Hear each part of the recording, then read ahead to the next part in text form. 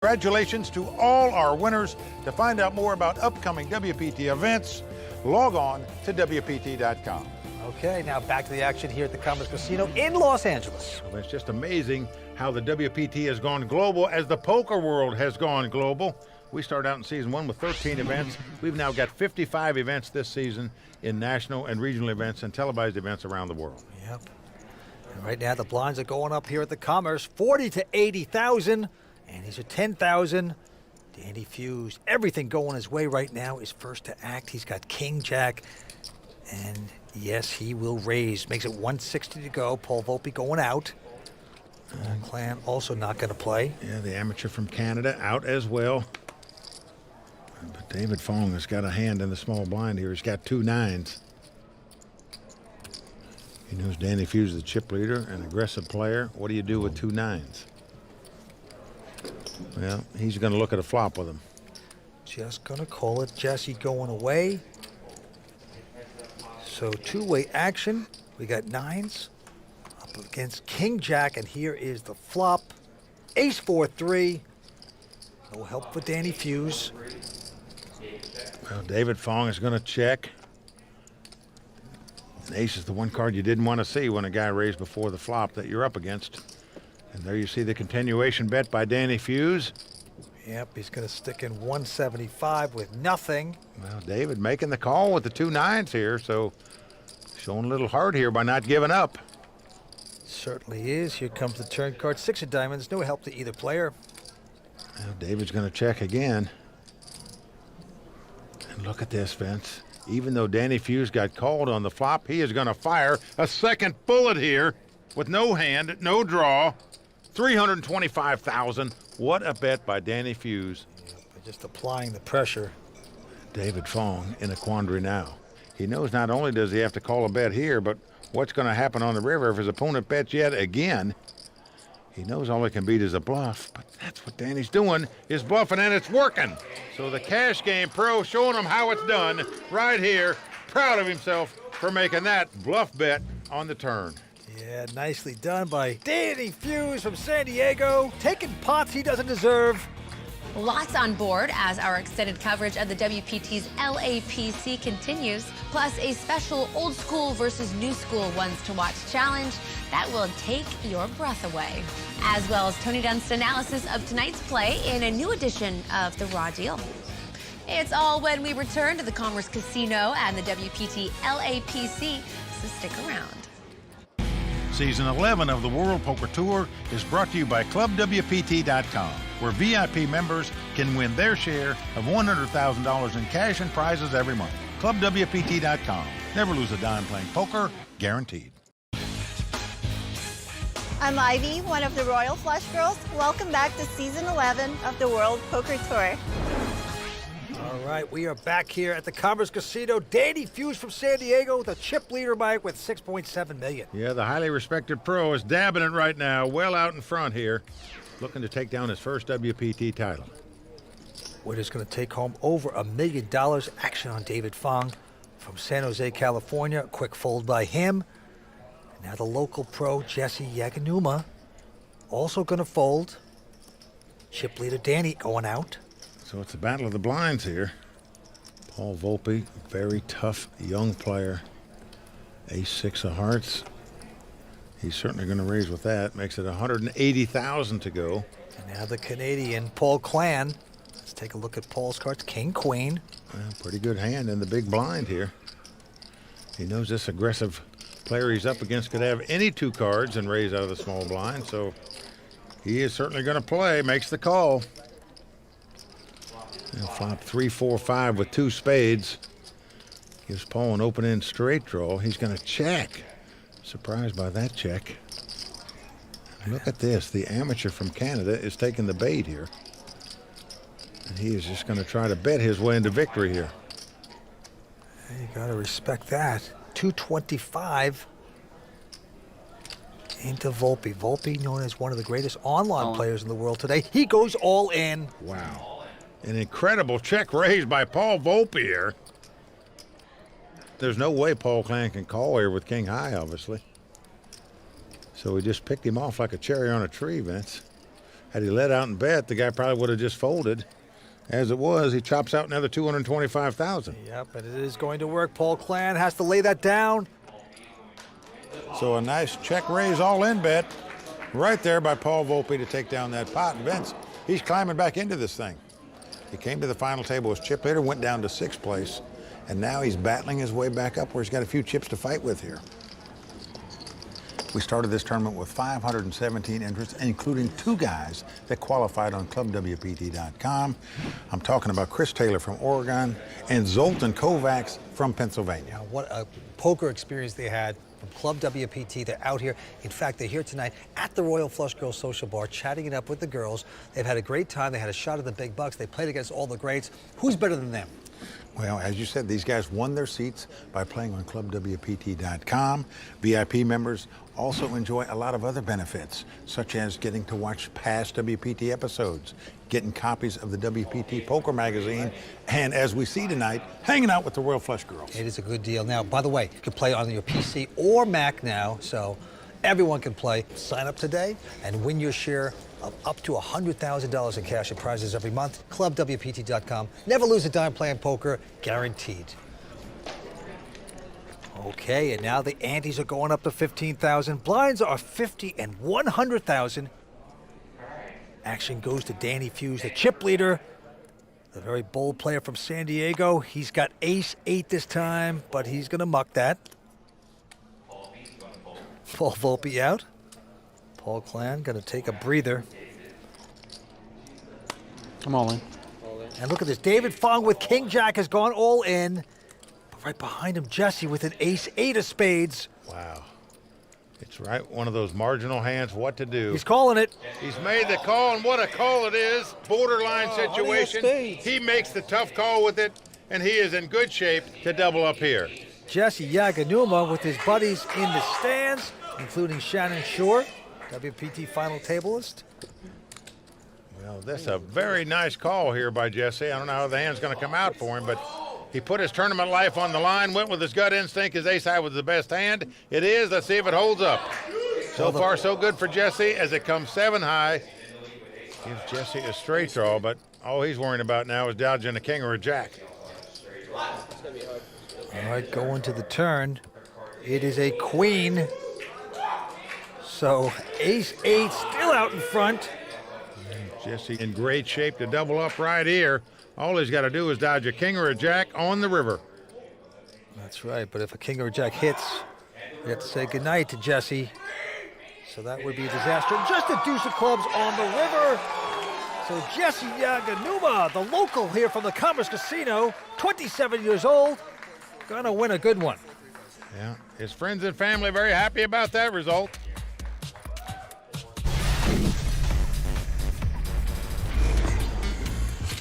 I always like the competitive edge in poker, trying to outsmart somebody, trying to pick out weakness and pick out when people think I'm weak and kind of playing back at them in turn. Nice hit on the river, Jesse. Jesse Yaganuma! Everyone knows what they're doing. No one's making any glaring mistakes. It's kind of cool for my friends and family being able to watch me through the whole tournament.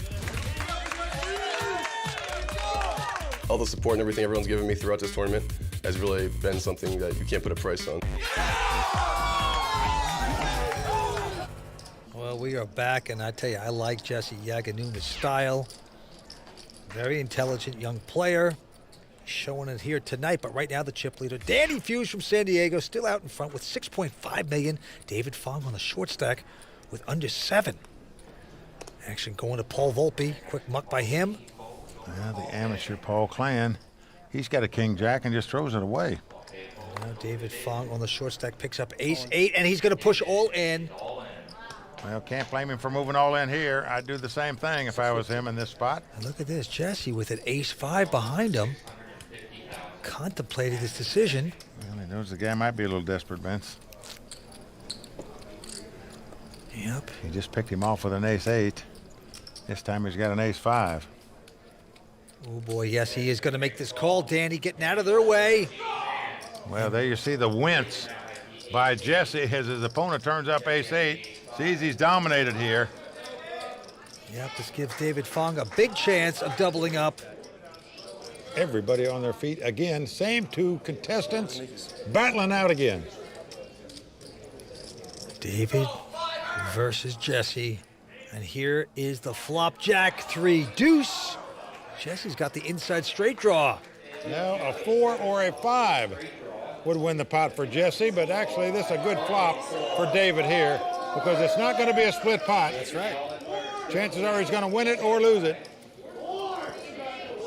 A couple big cards come up. His 8 is going to play as a kicker, so he's not disgruntled seeing that flop, believe it or not, even though it gives his opponent a gut shot straight draw. Here comes the turn card.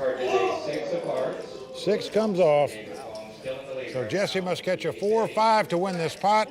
Otherwise, David Fong is now going to double up. David Fong, been a pro for 2 years. It's the first time he's ever been at the Commerce Casino and the first WPT event he's ever played. Gotta love it here. And the river card's a king of diamonds. So David Fong doubles up to stay alive. We still have 5 left. Stay with us. We'll be right back with more exciting action from the LAPC right after this.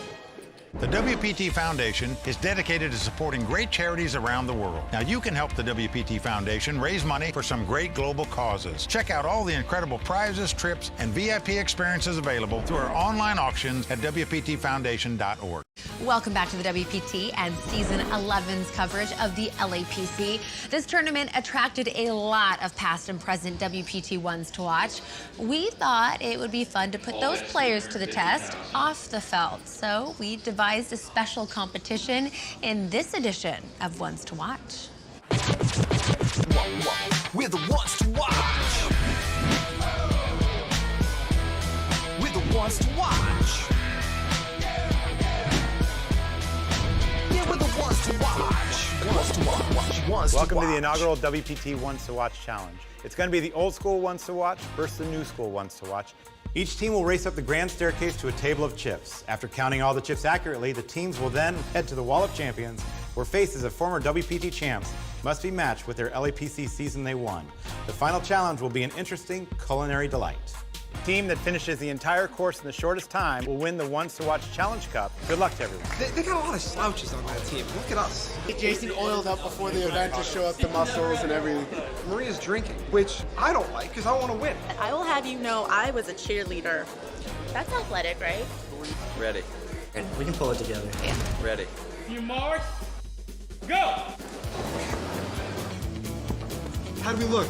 Pretty good, Just guys. Ass is just Yeah. ready to try. All in my face. You got the best view in the house. I did. I got purple. All right, Aubrey. 586.9. You guys. Okay. I think our divisional labor with the chips was good, but we just screwed up the numbers. 576, 925. Okay. 540. 581, 825. 581, 825. Where? Let's go. Match the face to the season. It's fun, you already right here. Is there already a floor? No. Here, Sean. Good job. Let's start this way. All right, yellow team, dig in, clean the plate. Now remember, there's bones in these chicken feet. Okay. I want you to say that. You got to finish the plate clean. Chicken feet, I must puke. Somebody's got to eat I this can't thing. eat beef. There's no beef in there. What's in it? Pork. I can't eat pork. I'm screwed. You're not screwed. You're not the one eating it. Just come on, man. This is the worst. I'd rather eat bull's testicles. Eat that. I don't Okay, want eat to. There's a surprise in there. Stuff it. Come on, just stuff it. Finish it or you're going to be disqualified. Finish. Come on. Finish it. Come on, man. You got to finish it. Oh my God. All right. It's over already. Mark. Go! I think it took Jason 7 steps to get up the stairs, actually. He was literally out that. He was there 5 seconds before you guys. Yeah, Like me. Right here, guys. Start stacking. The top and counting, we were stacking the chips a little bit too fast, and some of the stacks weren't in 20s. Here's a 20 stack right here. 500 plus whatever we have here. What do we got here? 585, 825. Sorry. 573, 825. 79, 825. Go. Match the face to the season. Spread it out. I got it. This is 11. Let he knows all. Dust over there. 999. Grinder. No, Andres, here. Hi. There you go, that's it. No, that's right. Let's see. That's right. All right, dig in and make sure you clean the plate. There's bones in these chicken feet. Okay. Now there's bones in there. Come on, guys. Oh. 3 clean feet. You ate it all. Don't eat the bones. You gotta keep it down too. You gotta keep it down. I hate you so much, Matt. How about you? That was pretty gross. Second time on WPT history, I almost puked. Rainbow flowers, all in. And the winners, with a time of 6 minutes 57 seconds, it's the Old School. Congratulations, guys. Sad that the chicken feet were in vain. It's my one meal that I get to eat. Some people might have thought we were the underdogs. We definitely proved them wrong. They do have Dan O'Brien, though. Have you not seen the guy with the shirt off? It's a monster. What is it? Don't put this on TV. We've already lost. Where's that? Get it out of here, dog. I honestly, everybody else. He and I. Congratulations to the Old School team. I'm just not sure about those chicken feet. Ugh. Now let's get back to the action with Mike and Vince. Mike, that was one of those, don't put this on TV, as he pours more baby oil on his body and turns to the side and flexes. That was beautiful. Oh, Vince, I know you're in shape. Can you hang with these young guys? Can you run and jump with these guys like they do? Oh, I'm putting my shirt back on quickly around them. All right, right now, David Fong with a quick fold. Jesse also out. And now it's on our chip leader, Danny Fuhs, with ace-9. And he's going to raise it up here. Makes it 200,000 to go. Paul Volpe not going to play. Now it's on Paul Clan. Oh, look at this. He's got the clan hand again, the pair of kings. Incredible. Well, he's had those a lot tonight. Played them unusual several times. And add this one to the list here. He just limps in and calls out of the big blind, Vince. Going to play it sneaky again. Let's see if it pays off for Paul Clan. Flop comes up 7-3, deuce, all spades. Well, action is on, Paul. He doesn't have a spade. He's going to check here. Yeah, Danny not getting any of that, and he's going to check as well behind him. No continuation bet. Here comes the turn. Now the board pairs threes. And now Paul's saying, this guy didn't bet. I better bet this. I'm going to bet the 2 kings now. Sure. 250. Vince, you're just not going to put your opponent on a deuce or a 3, a guy that calls before the flop. Danny's got a spade there. He didn't re-raise you before the flop. You can't put him on this big pair because he didn't raise before the flop. 10 of hearts on the river. No help for Danny Fuhs. Paul Clan from Canada out in front with his kings. And he's going to make a solid bet of 550. Danny trying to put the piece of this puzzle together, but it's hard to do. You're never going to put your opponent on a big pair because he didn't raise before the flop. I call. Oh, boy, he's made this call. He's making a contribution. Well, he's hoping that Paul's got something like King Jack or Queen Jack. Incorrect. But he is wrong here. But you can't fault his instincts the way the hand was played.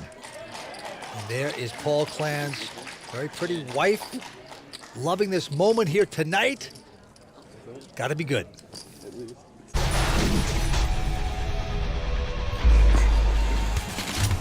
I like to think of myself as a young player, but obviously I'm not at 41, in my mind only.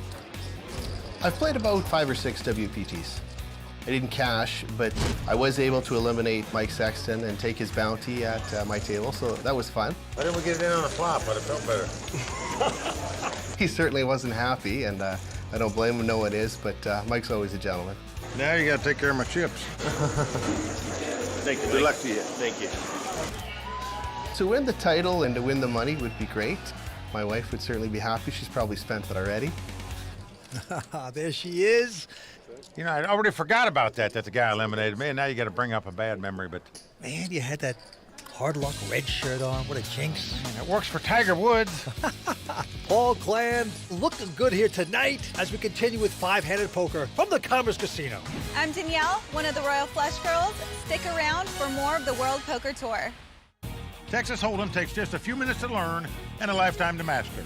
That's why we created the WPT Poker Trainer that lets you work on your game anytime you want, from anywhere you want, on your iPhone or iPad. Download your copy today. This episode of the World Poker Tour is brought to you in part by Vegas.com. Vegas.com. Do Vegas right.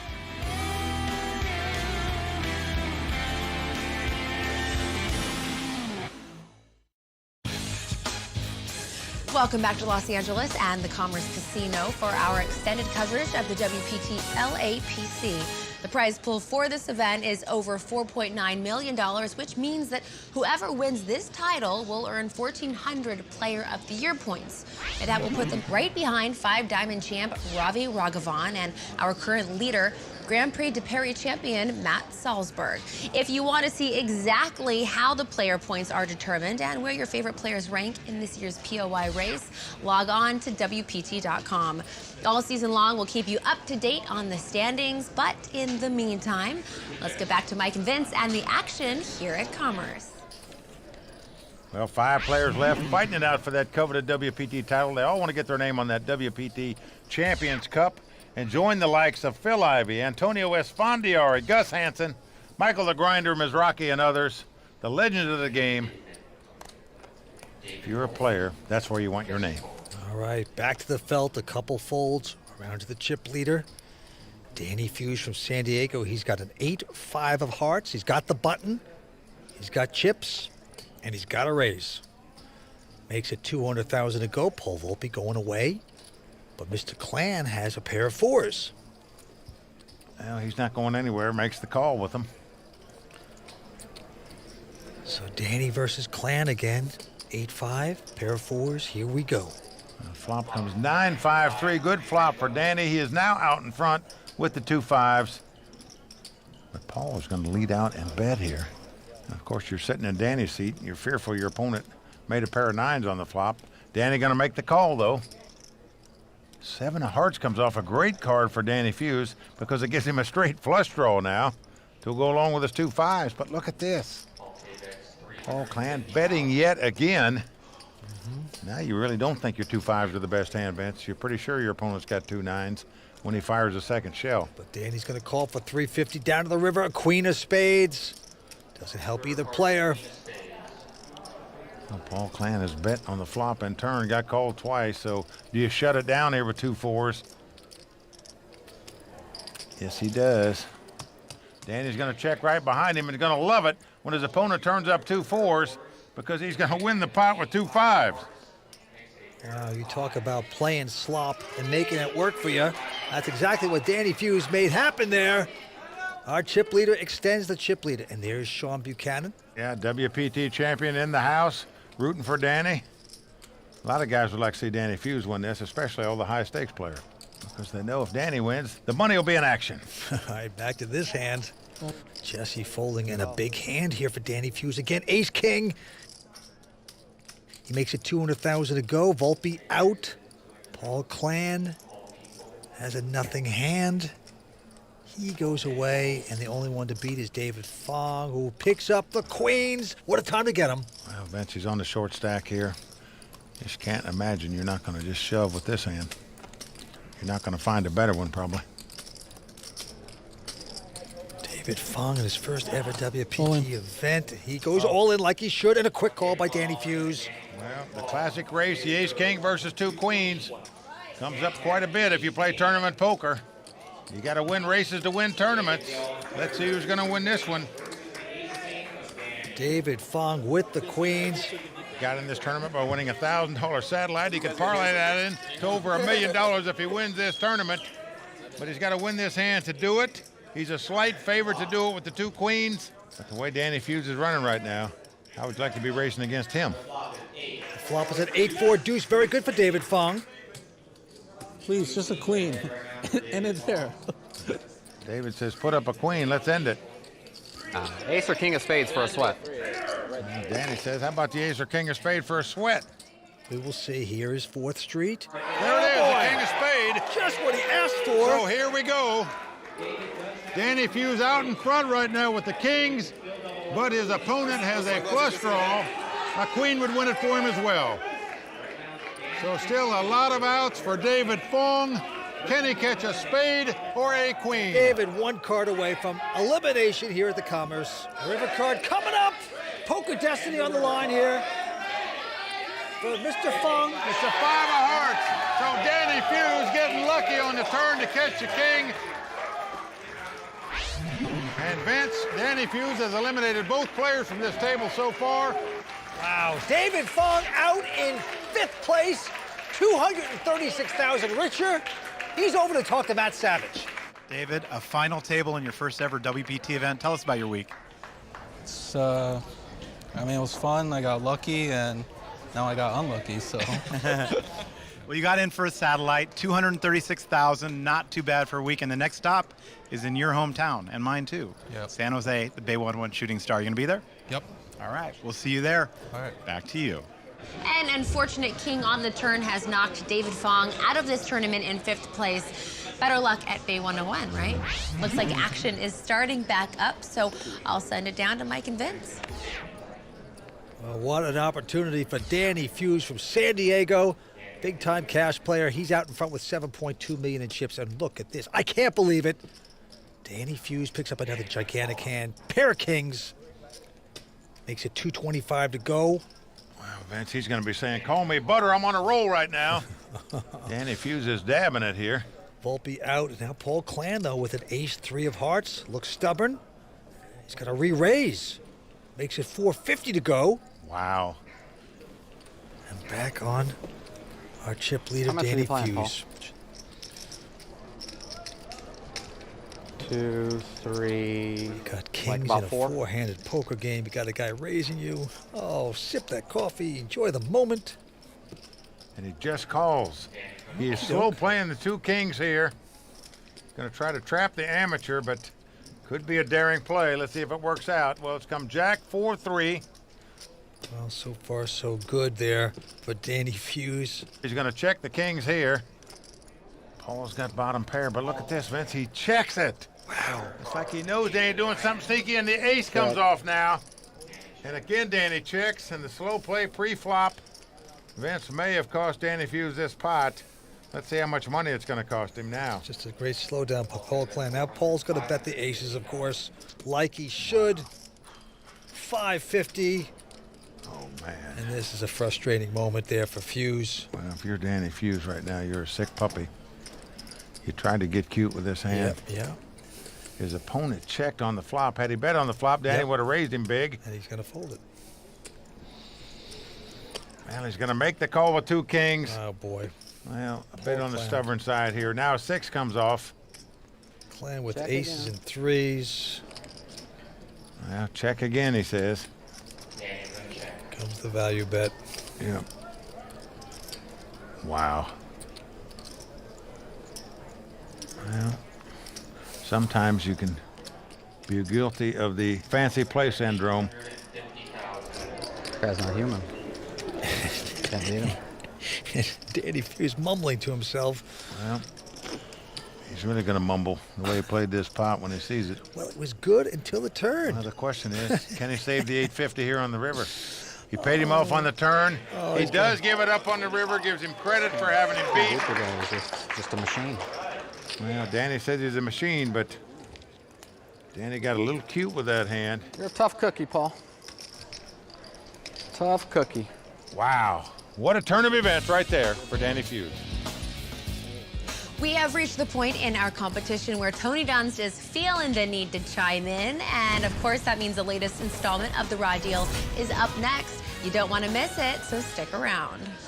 You know, sometimes you want to work on your poker game without worrying about risking any money. That's why we love to play on ClubWPT.com, where we can play as many tournaments as we want without the fear of going broke. ClubWPT.com. Never lose a dime playing poker. Guaranteed. Hi, I'm Brittany Bell. I'm one of the WPT Royal Flush Girls. Commerce is a really, really cool place. I've been hanging out at the Royal Flush Girl Bar, and here at Commerce, you see LAPC in this huge room. You've got about 517 players here, from old school pros like Phil Ivey to someone who's a new school pro like Doc Sands. Anybody could bust, anybody could go to final table, and it's really cool to see that happen. Welcome back to Los Angeles and our coverage of the WPT LAPC. Tony Dunst has been keeping an eye on the action at this final table and is ready to give us his thoughts in this edition of the Raw Deal.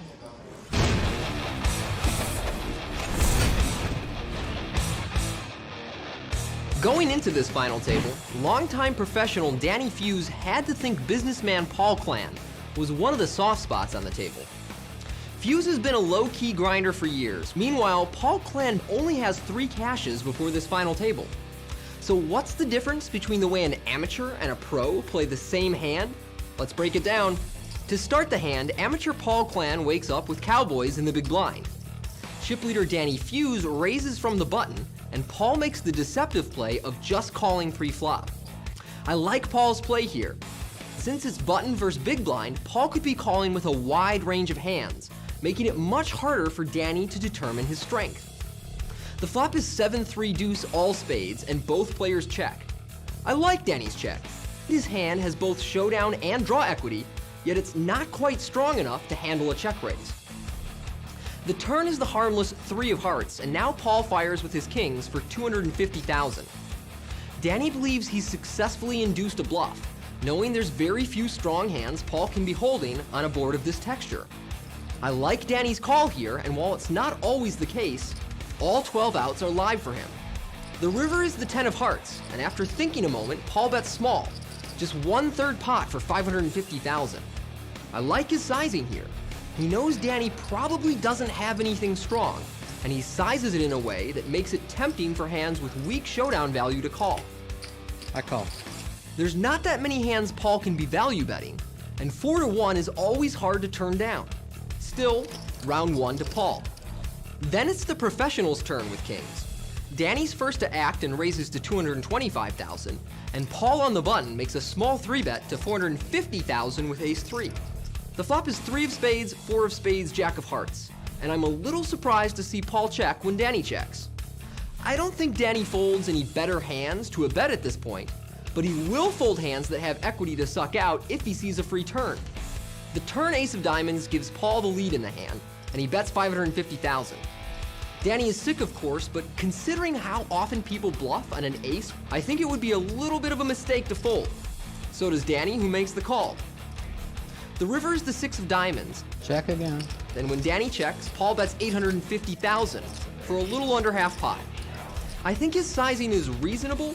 I also think that if Danny has a hand that he can call here, the bet size is almost irrelevant.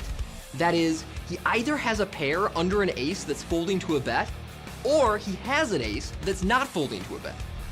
But this time, Danny Fuhs gets away, and although Paul Clan got the best of him both times, he also had the best hand both times. Well, that's the bottom line, Vince. He had the best hand both times. All right, and as you can see, Danny Fuhs from San Diego, the chip leader, well out in front. Antes are still 15,000. Blinds are 50 and 100.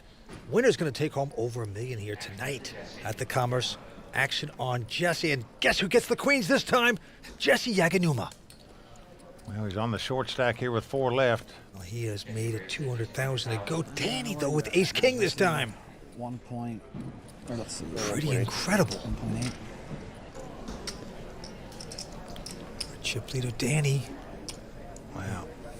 You're going to 3-bet with this hand for sure, and he's doing it. Yep, he does. He re-raises. Paul Volpe out. Paul Clan not going to play.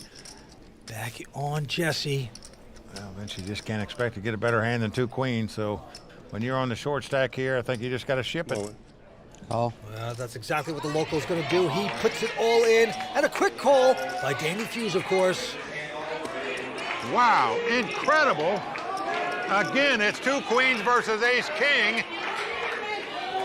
The last time a guy had 2 queens against ace-king was David Fong. He got broke with him.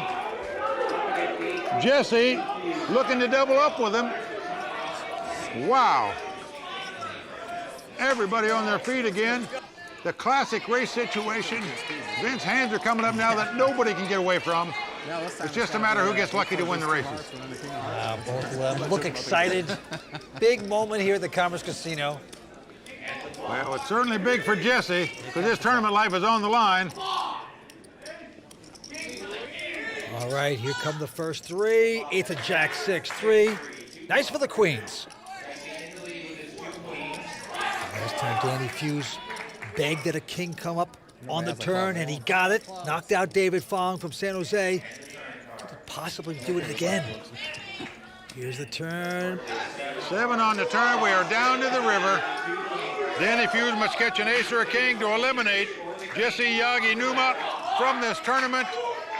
Jesse just got to dodge an ace or a king to double up and vault way up on the leaderboard.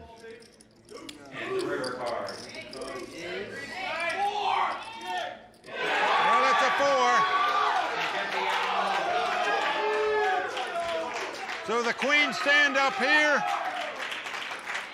Jesse doubles up, and David Fong at the bar says, why couldn't my queen stand up? Wow. Well, we are seeing everything tonight. We are seeing more big hands than a basketball team at the nail salon.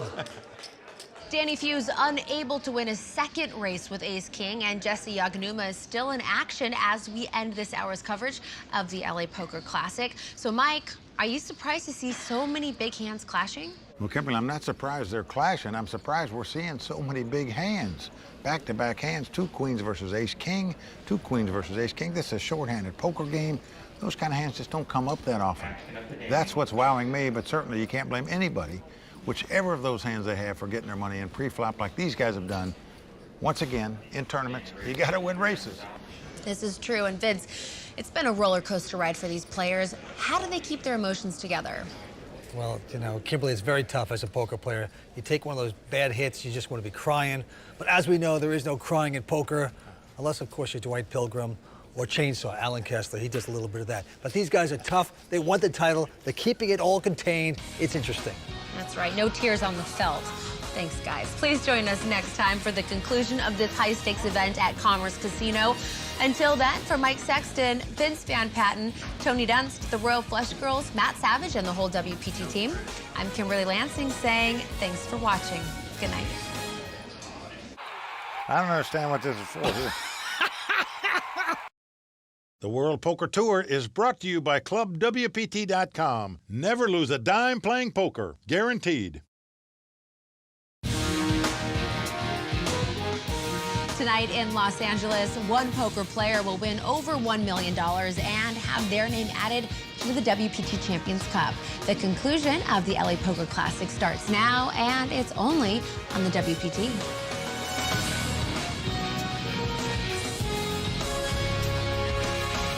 Well, the crowd all standing. He is circling the drain. They are going bare knuckles in the center of the ring. He needs the extreme miracle. Oh! Wow!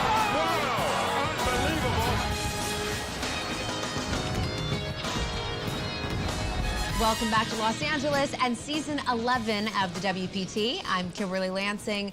WPT's LAPC at the Commerce Casino has always been a high-stakes, high-pressure tournament. It's where players like Gus Hansen, Antonio Esfandiari, and the legendary Phil Ivey won a spot on the WPT Champions Cup. And tonight, one of our remaining players will join that prestigious group. Tonight, as always, I'm joined by our own poker greats, Mike Sexton and Vince Van Patten. Mike, I'll start with you. What does it mean to a player's career to win the LAPC? Well, Kimberly, this is a big-time poker tournament, no question about it. $1 million first-place prize. And certainly it would be the highlight on the resume of any of our 4 remaining poker players. But just to win $1 million in a poker tournament doesn't happen all that often. And you don't get very many of those in your poker career. So obviously, winning this event would be very prestigious and honorable to any of these 4 players, plus they get their name on the WPT Champions Cup. It'll be there forever. Yes, it will. And Vince, with 4 players left, do you think there's a clear favorite at this point to win? No, I don't think there's a clear favorite, but I do think there's a sure thing that there will be continued pain and suffering going on at the Commerce Casino, because that's what we're seeing. We're seeing some tough beats, and one thing for sure, there'll only be one person walking away with complete joy. That will be our champion that will take home over $1 million. Way to get out of that one, Vince. All right, thanks, guys. The action at the final table is ready to continue. Cards are about to fly, so let's get down to the felt. Well, there you see the WPT stack tracker. This shows you how the players have gone up and down at this final table. Paul Clan, as you can see, started the tournament in 2nd place, now our chip leader. Danny Fuhs' stack just took a big dive, as you can see, after losing that last pot. And Jesse Yaganuma, his stack has gone way up after winning the last pot. That's right. You see Paul Volpe came in as the chip leader, then he just dropped off, kind of like my acting career in the 80s. But now he's a short stack. He's hanging in there. To the table we go. The antes are 20,000. The blinds 60 and 120. Action on Paul Volpe. Great online professional player. Made a lot of money. This time he's got King 10 of clubs. He will raise, makes it 240 to go. Canadian Paul Clan goes out. Well, we're under the small blind here where Jesse looks down at Queen Jack of clubs. He's going to make the call and see a flop. Certainly is. Danny Fuhs from San Diego. Tough cash game play with a 9, 8. It's only going to cost him a half a bet, Vince. 800,000. That's nearly 700,000 in the pot. He's getting priced in to call here, so we have three-way action going. Look at this flop. 3 clubs on the flop. 2 guys have flushes. Well, it's what we call a cooler flop here. Both players have flushes, and Danny's got top pair. Incredible. Jesse with the queen high flush. He thinks he's in beautiful place, but he's not. He's gonna bet. Definitely gonna spell doom for somebody. 280. Danny goes out. Just a good lay down there by Danny Fuhs, though. And there, you look at it, you can't believe it. And only one hand can beat you, the ace-high flush. Yes, okay. You wouldn't expect a guy to lead out with that hand. Just calls it. Okie dokies. Okay, now looking at Jesse's chip stack indicator, even if he gets it all in, which it looks like he will, Jesse will not bust out since he's in better chip position than Paul. 3 of diamonds. On the turn. Incredible. Again, Jesse's going to bet 320. Well, that's a small bet into a $1.3 million pot, but obviously he doesn't think he wants his opponent to go anywhere, and I can assure you he's not. Cool. He's going all in, and a snap call by Jesse. I got you. You have him beat. Jesse, the local, completely disappointed, puts the chips into the Volpe fly trap, and he cannot believe it. It's just a cooler hand, flush over flush. Paul Volpe going to double up here and get himself back into good contention to win this title. And the crowd is stunned. The crowd is for Jesse. He's the local, and they realize what a horrible beat he just had. Last card just doesn't matter. Queen of spades on the river, irrelevant. Paul Volpe, the online champ, is going to take down a huge pot. Well, there you see WPT champion Matt Waxman. He's rooting for his buddy Paul Volpe. The guy who came to this final table as our chip leader is in serious contention to take this title once again. Oh man, how disappointing. You flop a queen high flush and that happens to you. Jesse knows there's nothing he can do about that. Just a cooler flop, but he's still alive. There's the Royal Flush Girls Social Bar. And if you're a Club WPT VIP member, you receive preferred seating. You can come out here, meet us. Kimberly, Tony Dunst, all of us are the Royal Flush Girls, so try to make that. But back to this hand we go. All right, back on Volpe. King, Jack of spades this time. Pretty nice hand. He's going to pop it. 240 to go. Going to raise it right up front for 240,000. Clan goes out. And look at this. Jesse has done it. He's picked up the aces. What a dream for him. Just took a brutal beat a moment ago. After flopping flush versus flush, and now going all in here with 2 aces. I'm a little surprised he's bet this big, Vince. Danny gets out of the way. The bet was 240. He's got nearly 1.9 million. He moves all in for that much money. Well, sometimes those giant raises seem weaker. Vince, I think Paul can get away from this hand. I mean, he's got to put in about half his stack here. Oh boy, he has made the call. Wow. Jesse's going to get the action he wanted with the aces. A very daring all-in bet right there with his stack size, in my opinion, for another 1.7 million. But let's see if Paul Volpe can get lucky here. Obviously not the hand that he wanted to look at was 2 aces. He was hoping to see like 2 8s or 2 9s, but even then you got to win a race. Crowd on its feet. Just amazing. Here comes the flop. Wow. Whoa! What a flop for Paul Volpe. He's flopped a flush draw and a straight draw, about as good as you could ever hope for when you're up against 2 aces. Wow. The crowd's stunned by that flop. Jesse's still out in front with the 2 aces, but right now, he can't swallow a BB. Oh, boy. Unbelievable, he's saying. How could a guy get a flop like this? Let's go with the turn. Spade or a queen. Well, 4 diamonds comes off. Jesse Yaganuma must catch anything that's not a spade or a queen to double up here. Oh, Paul Volpe would love to knock out Jesse right now. Can he do it? Can he catch the magic card? Here we go. That's a king. 2 kings are not going to do it. Jesse Yaganuma is going to double up here. We've still got 4 players left. Our third hour of coverage from the Commerce Casino in Los Angeles is just getting started, and we have a lot more to come, including the Royal Flush Girls show us how well they tried their hand at Hold'em. And Tony Dunst will lay down the poker law as he sees it in another edition of The Raw Deal. Lots on board as our extended coverage of WPT's LAPC continues. Stick around.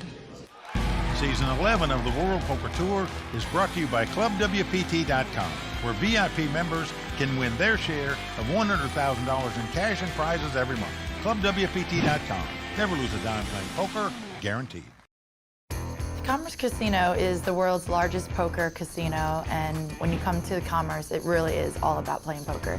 The money's crazy here. We'll get celebrities, we'll get the top professionals from all over the world that want to come here, and especially during the LAPC. This week we actually played a cash game with some of the Commerce Casino fans. They got the experience of their lifetime to be able to play with these 4 girls. We have some skills up our sleeves, and we can play with you and give you a run for your money. Welcome back to the World Poker Tour. We are back at the Commerce Casino. As you can see, the chip leader is Paul Clan, the Canadian. He's an amateur player that owns a disaster restoration company. He's got 5.8 million in chips. And the antes are going up to 25,000. Mike blinds at 75, 150. Well, all 3 pros have over 2.5 million, though, so it's going to be a dogfight to see who takes down this title. All right. Danny Fuhs quickly folding. Paul Volpe now. Look at this. With just 10 fours, going to make it 300,000 to go. Paul Clan behind him with an ace-6 of clubs. Well, he knows Paul Volpe is a very aggressive player. Could raise with any 2 cards. And look at this. This is going to be a re-raise, a 3-bet, and a nice one by Paul Clan. But not so fast. Jesse behind him has ace-queen. He says all in. Volpe goes out. Wow, what a nice all-in bet by Jesse Yaganuma. The local here. Paul Clan wants a count. Yeah. It's going to cost him about another 1.8 million to make this call now. He's the chip leader and could afford it, but do you really want to put that much in there with ace-6? He says no, and a good laydown by him. But what a nice all-in bet right there, over the top of both of those guys for Jesse. It certainly was. The local makes good right there. The crowd loves this. We're down to 4 players here at the LAPC, and I am joined by Larry Fulop, who I pried away from the Royal Flush Girl Social Bar. Sorry about that, by the way. I want to talk to you about how you found yourself here through WPTFoundation.org. I was looking on the website and looking at different opportunities, and I saw this unbelievable experience, they called it, where I got to have dinner with Tony Dunst, who is obviously one of your commentators, or your peers. Raw Deal analyst. Yep. And then today I got to experience the taping and spending time watching the final table of the LAPC. And it's so wonderful. You can log on to WPTFoundation.org, not only win an experience, but check out all the other items up for grabs that are very attainable and also benefiting the WPT Foundation, which does really wonderful things for so many charities. And obviously the best thing about it is the money goes to charity, and that's obviously the best part about it. Yeah, and hanging out with the Royal Flush Girls, right? That, the whole experience is great. Thank you, Larry. Check out WPTFoundation.org. Looks like action is starting back up, so I'm going to send it down to Mike and Vince. But back to this hand we go. A quick fold by Paul Clan. Jesse out as well, so down to the battle of the blinds here. All in. Well, Danny Fuhs now going to set it all in with an ace-7. And a quick call by Paul. Volpe with ace-queen of clubs. Vince, that was essentially a $3.5 million all-in bet there by Danny Fuhs. A snap call by Paul Volpe. So this a massive pot of nearly $7 million. Now Danny has a few more chips than Paul, but not many. Boy, Danny just overbet that. Wow. What happened? Well, I could have just raised $850 like I was supposed to. Instead, it all went in there. A 7 right on the flop. 10, 9, 7. Danny Fuhs is out in front. Could this be deja vu? He had ace-9 against ace-10. When Toby Lewis went all in, he won that pot. Could he do it again? Can lightning strike twice? 10 of clubs, pairs the board, but 4 clubs now here for Paul Volpe. As you can see, Paul Volpe perking up when he sees that card. He knows they'll split the pot. If a 9 comes up, he'll win with a queen or a club. So a lot of outs now for Paul Volpe. Paul Volpe will go out of this event if he doesn't hit a club. Oh, he hits a club! He hits the club! And that is going to destroy Danny Fuhs' stack. You talk about a dagger in the heart for Danny Fuhs. There it was. He outflopped him and then watched his opponent hit club to make a flush to virtually destroy his stack of chips. Oh, yes, it is. Now, he won't go home broke yet. He's on a severe short stack. Danny Fuhs in trouble right now. We're coming back for more on the World Poker Tour. The WPT Foundation is dedicated to supporting great charities around the world. Now, you can help the WPT Foundation raise money for some great global causes. Check out all the incredible prizes, trips, and VIP experiences available through our online auctions at WPTFoundation.org. This episode of the World Poker Tour is brought to you in part by Vegas.com. Vegas.com. Do Vegas right.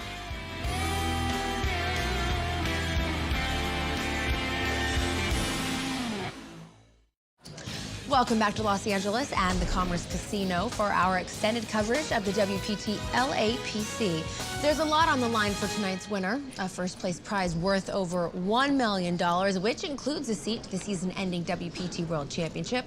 Of course, their name will be permanently engraved on the WPT Champions Cup.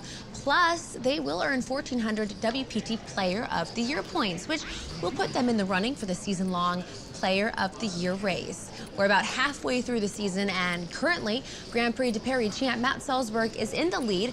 He not only won in Paris, but he took 6th place in 2 WPT non-televised main events that were held at Borgata in Atlantic City and Seminole Hard Rock in Hollywood, Florida. For the rest of the season, we will be keeping an eye on the POI race and keep you up to date on who's in the lead. In the meantime, let's get back to the action here in Los Angeles with Mike and Vince. Well, chip leader is Paul Volpe again. The great online player. He's got 6.9 million in chips. Paul Clan with 5.9. Paul Volpe came to this final table as chip leader, went to the bottom, and now he's back on top with 4 players left. Danny Fuhs on the extreme short stack. He's going to go all in with a queen 9 right now. And let's take a look at Volpe's cards. Oh, a pretty solid king jack. That's definitely playing the hand. It's just a matter if he's going to raise it and shut out the big blind or not. Where the most he can lose in this spot is 500,000. That's exactly what it looks like he's doing. He's coming over the top. Yep, makes it 900,000 to go. Clan goes away. Now, many players would call there and let the big blind call and just check it down, hope one of you can beat him, but not Paul Volpe. He re-raised in that spot. He's out in front with the king high. Danny Fuhs must win this pot to stay alive. Let's see if he can do it. Danny Fuhs from San Diego, tough cash game player. Longtime veteran in poker with a big run here tonight. Can he get lucky on this flop? Not there. It's a 7-6-4. Now, Danny does have the queen of clubs, meaning club will win it for him, but he knows he's in dire straits to stay alive in this tournament and probably thinking about what might have been, Vince. Ace of hearts on the turn. No help for Danny. Danny Fuhs must catch a queen or a 9. Otherwise, he's going to be our 4th place finisher. Oh, yeah. The fuse is getting shorter and shorter. Down to one last card, perhaps. Yeah, the board pair 7s. Well, that's going to do it for Danny Fuhs. Tough luck for the high-stakes cash game player. Had a big chip lead. Where do I go, senor? He could have been a big chip leader with 3 players left. Didn't happen. Turns out, goes out in 4th place. He's a strong player. He played real well. Had a bit of bad luck tonight. Danny Fuhs out in 4th place. Going to take home $316,000. He's over to talk to Matt Savage. Danny, you were short stacked a lot of this tournament, then you had the chip lead tonight at the final table. How tough is it to finish 4th? Well, obviously you don't like it, but I mean, I think it was kind of out of my control. I had a key hand after I got the chip lead. I raised with 2 kings, and the guy, like, min re-raised me on the button. I knew I had him kind of right where I wanted him, and you can't control what card comes off on the turn, unfortunately. So that was kind of the hand that started like a little downward spiral, and I never really recovered. So Well, you showed a lot of class and confidence throughout this whole tournament. I'm sure we're going to see more on the circuit. Congratulations on your finish. Thank you very See much. you again. Back to you. Thanks. Yeah, Danny Fuhs looks like a sad puppy. Good sport, though. Tough player. He's got to feel so disappointed because he knows he had a real shot to win this thing tonight, and it didn't happen. Now, Danny Fuhs, cocktails are calling. But right now, we have 3 players remaining. Paul Volpe is the chip leader, 7.8. Paul Clan, 5.7. And, of course, Jesse now with about 1.9. Here we go, Paul Clan. He's going to muck his 9-4. Jesse takes a peek at a Jack-9. And he is going to shove with Jack-9. Paul Volpe cannot play with the 10-8. He folds the hand. So Jesse picking up a small pot there, blinds and antes. Happy to get it. Sometimes you just got to bet with nothing. That's what Jesse did. Nicely done. Picks up that pot. All right, action on Volpe. Now he's got a nice ace-10. Well, going to raise on the button to 400,000. Paul Clan out. Jesse with a queen-jack. All in. He's thinking about it. He's done it. He's Wow. going all in. And a Going snap all call, in. of course, by Paul Volpe. Doesn't just call to see the flop. Just goes all in, pre-flop, and a snap call by Paul with the ace-10. And what a good call it is. He is out in front. Got a chance to eliminate Jesse and play heads up for the title. Let's get it, buddy. Well, Paul Volpe in great shape to take a commanding chip lead. Going into heads-up battle if his ace-10 will hold up here. Oh, let's take a peek, Mike. Comes 9-8-4. Just give him a gut shot straight draw, but right now Jesse's looking for a queen, jack, or a 10. Nothing else will do for him. Jesse looking stunned. Must have a queen, jack, or a 10 to stay alive. Well, it's a 7. Now a jack won't do it for him. He must catch a queen or a 10. That's all. So Jesse in dire straits right now with 1 card to go. Rig it up. Let's go. All right, river card. It all comes down to this for Jesse. It's a 3. So there you go. Paul Volpe getting on a rush at the right time here, Vince. Quickly eliminates 2 players in succession, and he's playing heads up for the title. Well, Jesse played impeccable poker all night long. Very solid young guy. He'll take home $429,000 to brag about. Big effort here in LA. And right now, he's going to talk to Matt Savage. Jesse, $429,000 going to go nice into that cash game bankroll. I know you play a lot of cash games here, but you've played some tournaments recently and made some deep runs. How do you feel about your tournament game? I feel pretty good right now. I feel like I'm playing with confidence. I'm making some good reads, and this was a great tournament. It was a lot of fun, and I enjoyed myself. What's it like to have this kind of support behind you? You got a lot of great pros behind you. It's great. I couldn't ask for better friends and family, and put out a great showing today, and I really appreciate it. Well, it's been a lot of fun to watch. Congratulations. Thank you, Matt. Back to you. Great support, great friends, and of course he leaves with a smile with Jesse Yaganuma out in 3rd place. We're now heads up with Paul Clan and Paul Volpe getting ready to battle for the title. Heads up action is up next.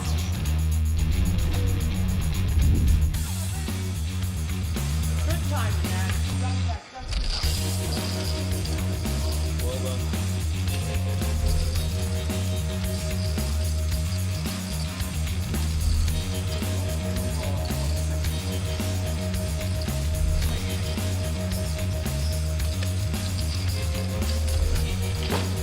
That's it, boys.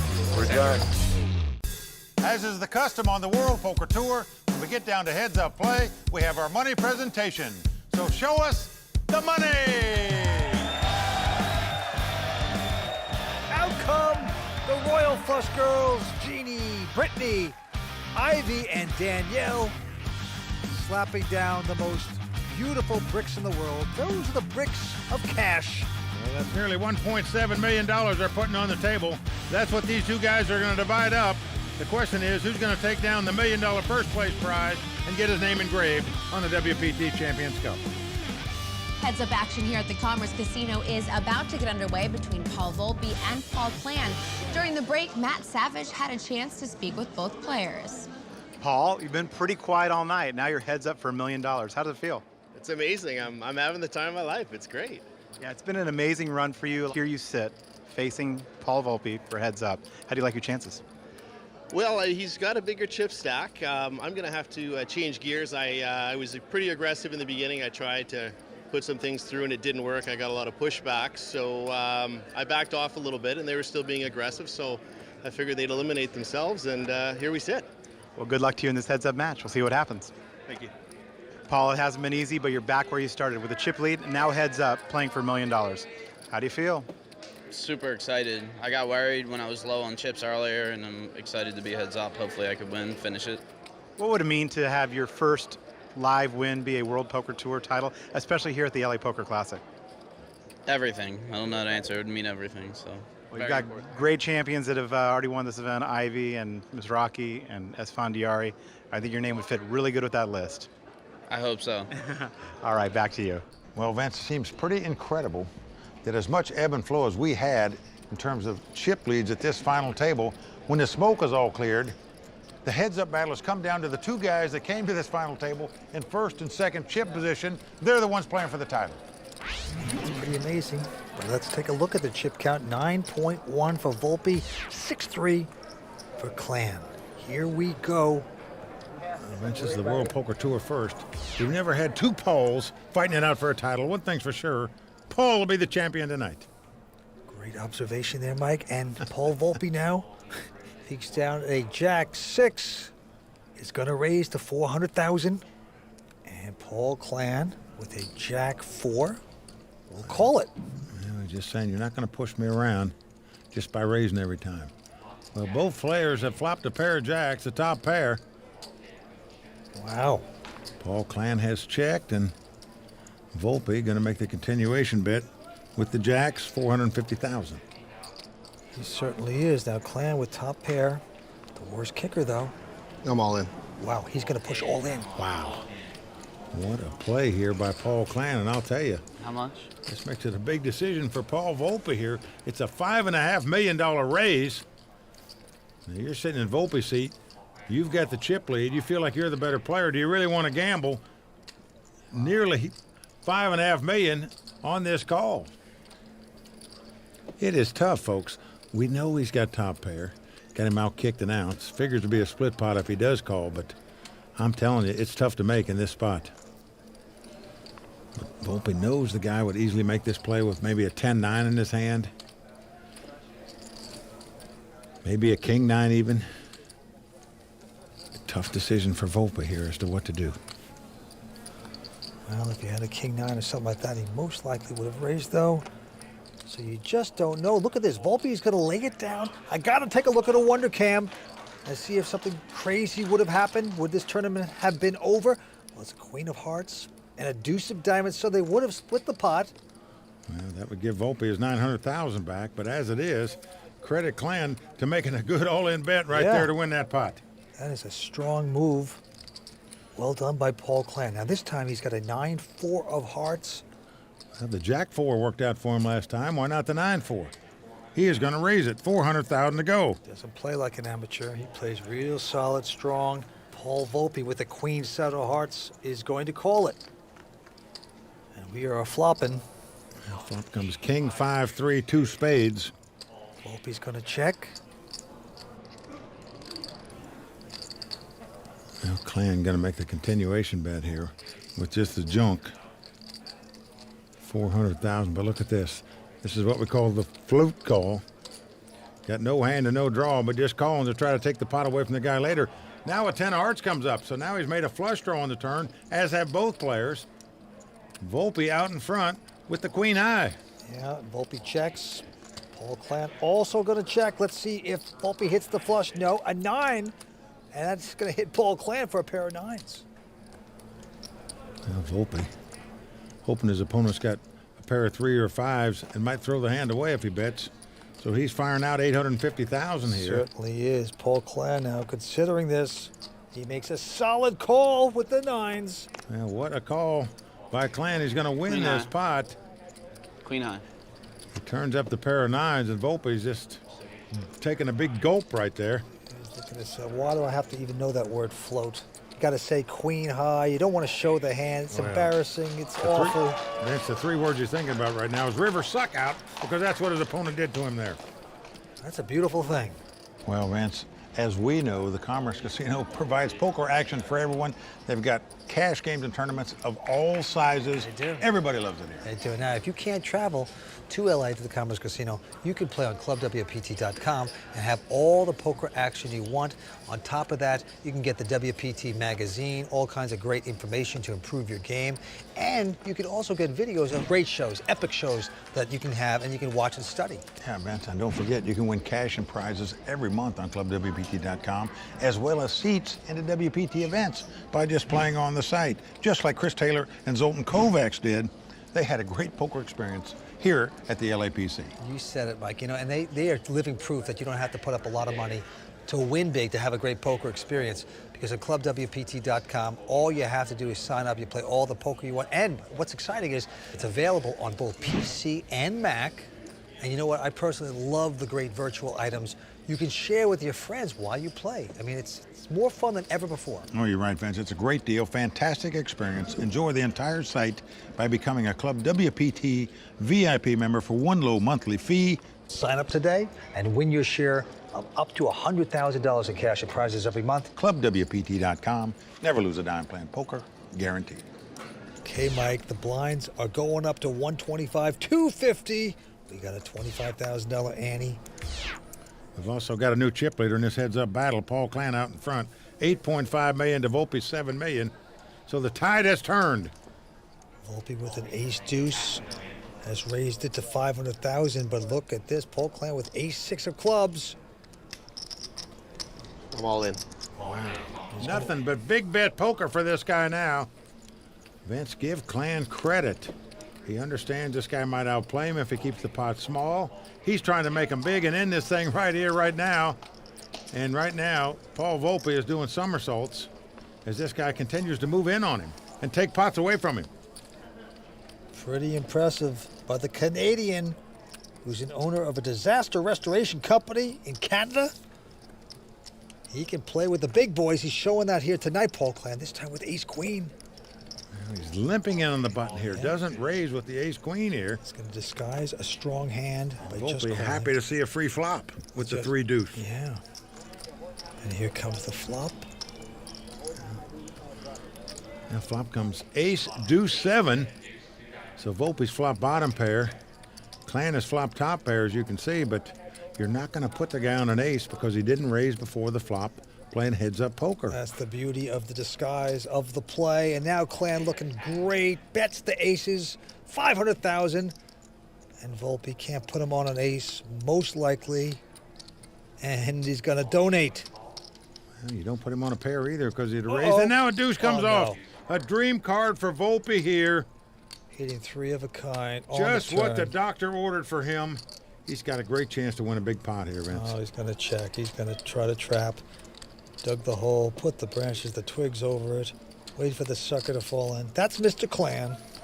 You got to bet if you're him. Of course. Your opponent could have a 4-5 and be drawn to a straight. Even maybe have a diamond draw. Well, the bet's 800,000. Oh, boy. Here comes the fly trap. Yep, all in and a quick call. Well, all in and called. And look, Clan was getting up to raise his arms in victory. Now he's sitting back down, realizes he's got to catch an ace to win this pot. Otherwise, Paul Volpe is going to have a 5-1 chip lead in this heads-up battle. Incredible turnaround right here. Certainly is. Are the ducks quacking? Let's see. Yes, they are. 6 comes off on the river. A huge double up by Volpe right there, and he now takes a commanding chip lead in this heads-up battle. We have reached the point in our competition where Tony Dunst is feeling the need to chime in. And of course, that means the latest installment of The Raw Deal is up next. You don't want to miss it, so stick around. People don't play real poker on social poker sites because there's nothing to win. On ClubWPT.com, we play real poker for our share of $100,000 in real cash and prizes each month. It's real poker for real players. ClubWPT.com, never lose a dime playing poker, guaranteed. Welcome back to Los Angeles and our coverage of the WPT LAPC. Tony Dunst has been keeping an eye on the action at this final table and is ready to give us his thoughts in this edition of The Raw Deal.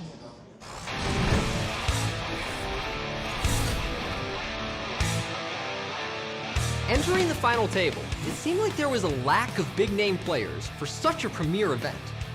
But what we lacked in celebrity, we definitely made up for in talent. Not only did Paul Volpe have the chip lead entering the final table, but his experience and results made him the clear favorite. Volpe has been considered one of the best online tournament players, and now he's turned his attention to the live circuit. Surely a man of Volpe's abilities would get the best of an amateur like Paul Clan if they got heads up, right? Let's break it down. Volpe started the heads up match against Clan with a small chip lead and effective stacks fairly shallow in relation to the blinds.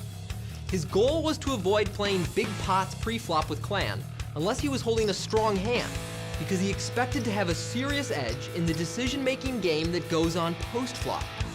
Unfortunately for Volpe, Clan seems to have become aware that the best thing you can do when you're outmatched heads up is get all the money in. I was concerned Clan would get run over in this heads-up match, but instead he comes out swinging. I'm all in.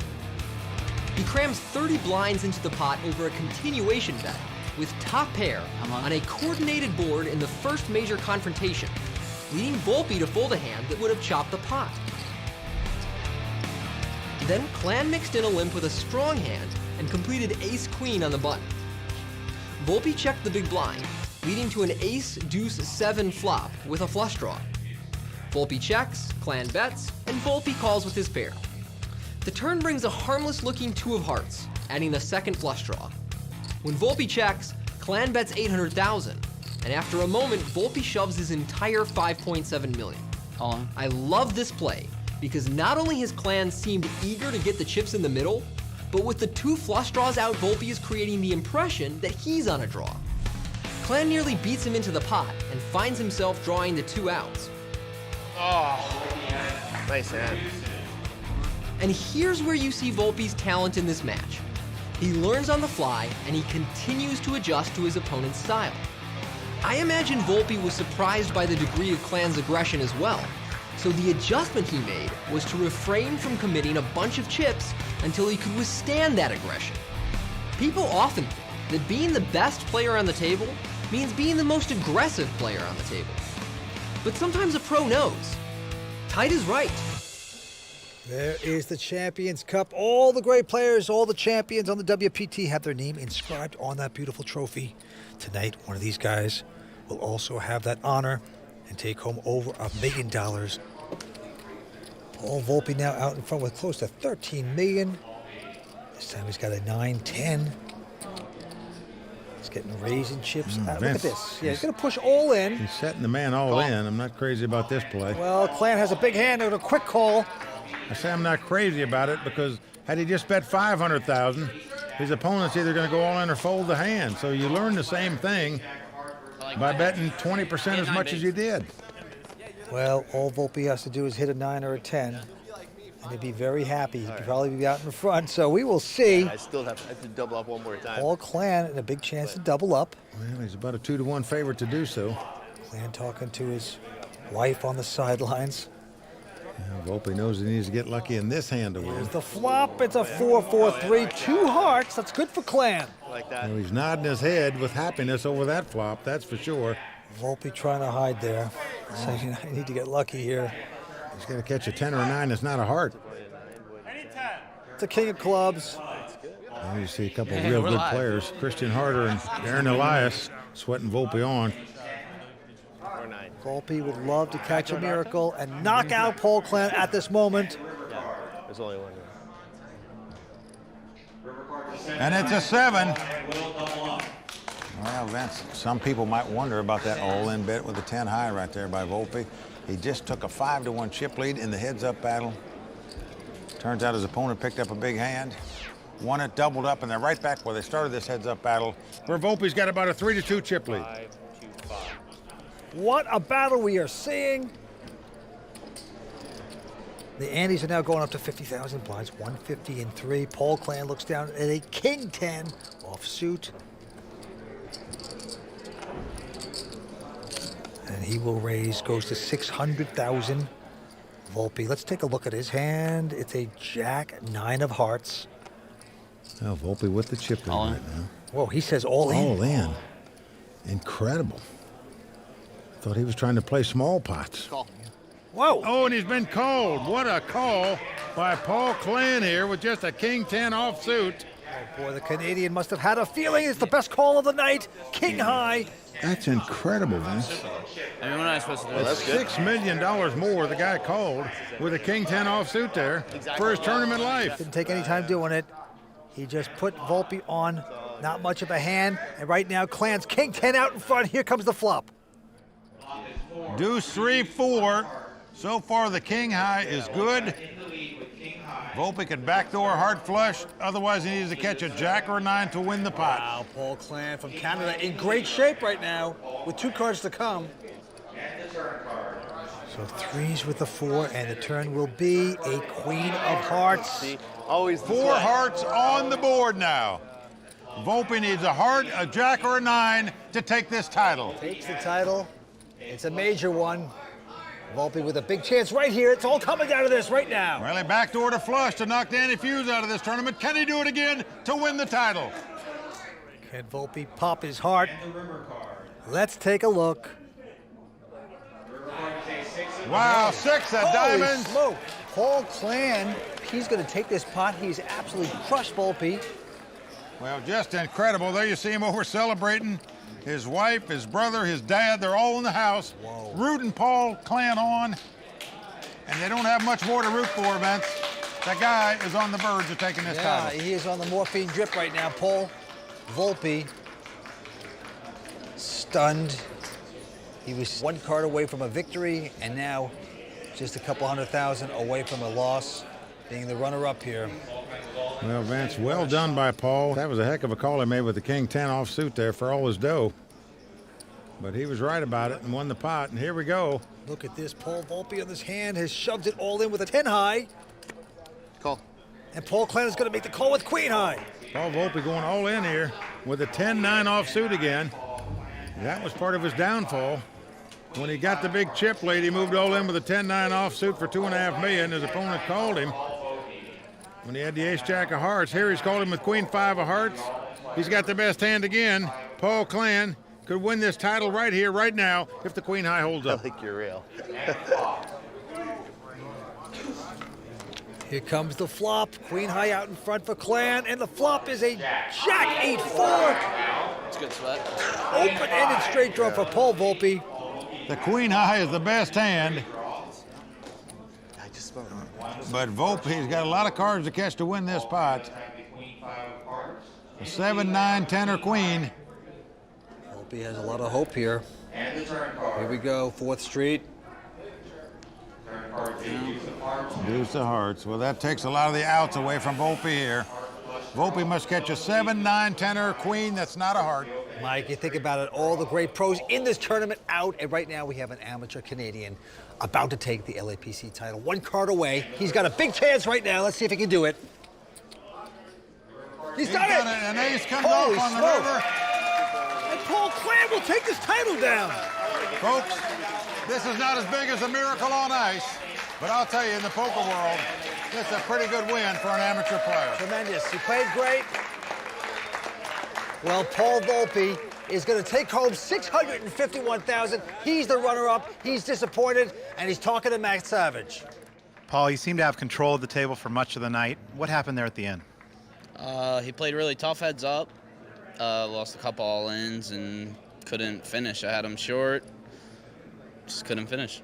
Still a lot of money. It's a nice finish here at the LAPC. Are you happy with that finish? It's bittersweet. If you told me before the tournament started I would get second, obviously I'd be super excited. But once you're here, it's hard to get here, so you want to win. But I'll have another shot. Yeah, we'll definitely have another shot. Mike, over to you. We're with the LA Poker Classic champion, Paul Clan from Vancouver, British Columbia, Canada. Paul, you're the lone amateur at this table. What people want to know is, as an amateur player, do you feel like you can compete with the top pros out here on tour? Well, I did today, so yes, absolutely. Thank you. Well, you certainly did. What an ebb and flow we had at this final table in terms of chip count. Did you ever think you had it won for sure? Were you just holding on and hope to get lucky? What was your game plan here? Well, my plan was to be a lot more aggressive. I had laid back earlier. When we got to heads up, I really wanted to push it and be a lot more aggressive, and it worked out. Well, it sure did work out. Paul Clan, WPT champion. Congratulations. Paul, in addition to the $1 million in cash you're going to take home with you and your seat into the WPT World Championship, you're also going to get your name inscribed on the WPT Champions Cup with the legends of the game, all the WPT champions. Tell us how that makes you feel. It's amazing. It's absolutely amazing. One more WPT title goes back to Canada. Congratulations to Paul Clan, our champion. Kimberly, back to you. This title couldn't have gone to a nicer guy. Congratulations to Paul Clan, the WPT Season 11 LA Poker Classic champion. Join us next time as we travel to San Jose, California for one of the most unique events on the tour, the Bay 101 Shooting Star. For Mike Sexton, Vince Van Patten, Tony Dunst, Matt Savage, the Royal Flush Girls, and the whole WPT team, I'm Kimberly Lansing saying thanks for watching. I don't understand what this is for here.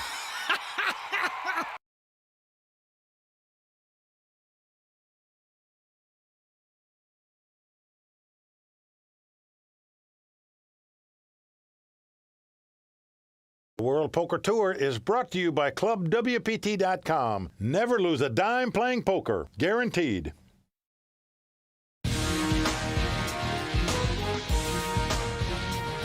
In America's Heartland, a Hall of Famer tries to continue the run of a lifetime. One of our own goes from online to the big time, and one young poker pro is out to prove he's the only one to watch. The final table of the Hollywood Poker Open starts now, and it's only on the WPT.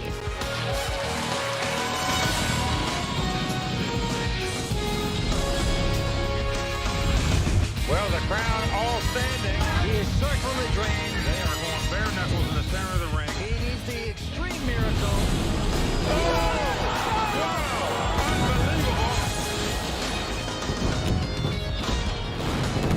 Last season, it was Carlos Mortensen who won his third WPT title right here in Indiana.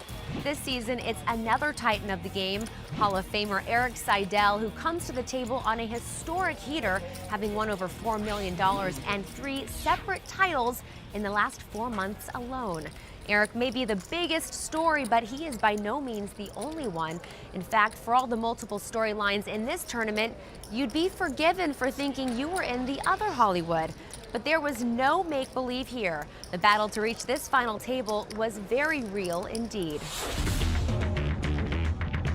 On day one of the Hollywood Poker Open, many top pros were hoping that the other big names would not make the trip out to Indiana. But those dreams were quickly dashed as pro after pro took their seat, making for an exceptionally deep field, all drawn by the money, the WPT title, and another great honor. You know, I'm trying to be the player of the year. I'm trying to put myself in the best position. Plus, it's like a big home game. You can come play with the pros, you know? Ones to watch, Joseph Chung wasted no time busting the first player of the day, and soon after sent Festa Al Lago champion Randall Flowers to the rail. All this before the first level was over. Joseph quickly had a starting stack of over 120,000, while his fellow Season 9 ones to watch was going in the opposite direction. William Reynolds found himself on the short stack after a rough start. Amazingly, after a quick ascent, Joseph Chung's chip stack plummeted and he busted out before play stopped for the night. Like I said, even the triple stack can disappear in the same day. The day ended with high-stakes cash game player Ali Aslami in first place with 147,000 in chips, Foxwoods Poker Open finalist Tom Marchese in third, and ClubWPT.com online qualifier Andy Whetstone in 11th. Andy, who won his seat to this tournament for free online, had set a realistic goal for someone who'd never played in a live tournament before. I feel like if I can get in the top 30, it'd be a real success. With registration open until the start of day 2, several players took advantage, including local player Mike Scarborough, who had already won 2 preliminary events at the Hollywood Casino, and Andy Frankenberger, the current Player of the Year leader. The reason why I decided to come out here was the Player of the Year title. Other players actually are very close as well. After thriving on day 1, Andy Whetstone was put to the test early as he took a seat next to one of the greatest tournament players of all time, WPT champion Erik Seidel. First hand I play, I go heads up against Erik Seidel. And luckily, won the hand, and I needed to win it, so he hopefully just doesn't walk on me the whole day. As the field got smaller, Andy Whetstone found himself at a new table. Andy had barely sat down when he woke up with pocket aces and was all in versus 2-time WPT champ Hoyt Corkins. Raise all in or call. Andy had the lead, but had to dodge Hoyt's spade flush draw. No help on the turn, and the river sent Hoyt home, and the ClubWPT.com qualifier found himself among the chip leaders. But Andy was just getting started in back-to-back hands. Andy knocked out Dean Churches and Luke Stoudemire. Good luck, guys. Sending his chip stack to well over 300,000 and into the chip lead. The day ended with 27 players remaining. Erik Seidel finished second in chips, with Bay 101 finalist Stephen Kelly in third. Mike Scarborough made up for missing day 1 with an impressive 7th place finish. Andy's strong day 2 had him reevaluating the goal he set on day 1. My goal yesterday was to make the top 30. Thinking now, I think I'm just going to play it real conservative and try to get in the money. With play moved to the Hollywood Casino's poker room, the final 27 took their seats on day 3. After a rough start on day 1, William Reynolds started day 3 in the middle of the pack with around 70,000 in chips. He was in far better shape than his roommate and good friend Tom Marchese, who was down to his original starting stack and in 26th place out of 27 players. But a few good hands changed his fortune. Yeah, I came into the day with just 30,000 chips, and now I have over 170,000, so pretty much the best level ever, so feeling pretty good. One of the first victims of the day was Andy Frankenberger, who was unable to add any points to his Player of the Year lead when he was all in pre-flop with King 3 of clubs and was called by local player Carrick Terrell's Ace King. Well, that was quick. Good luck, guys. But before Carrick had time to enjoy Andy's chips, he was all in and busted by Hall of Famer Erik Seidel. Good luck, guys. Seidel, who in 2011 was running one of the hottest streaks in the history of poker, continued to chip up as the field got smaller. As we reach the final 2 tables, the possibility of making it into the top 12 and in the money grew closer and closer for ClubWPT.com qualifier Andy Whetstone.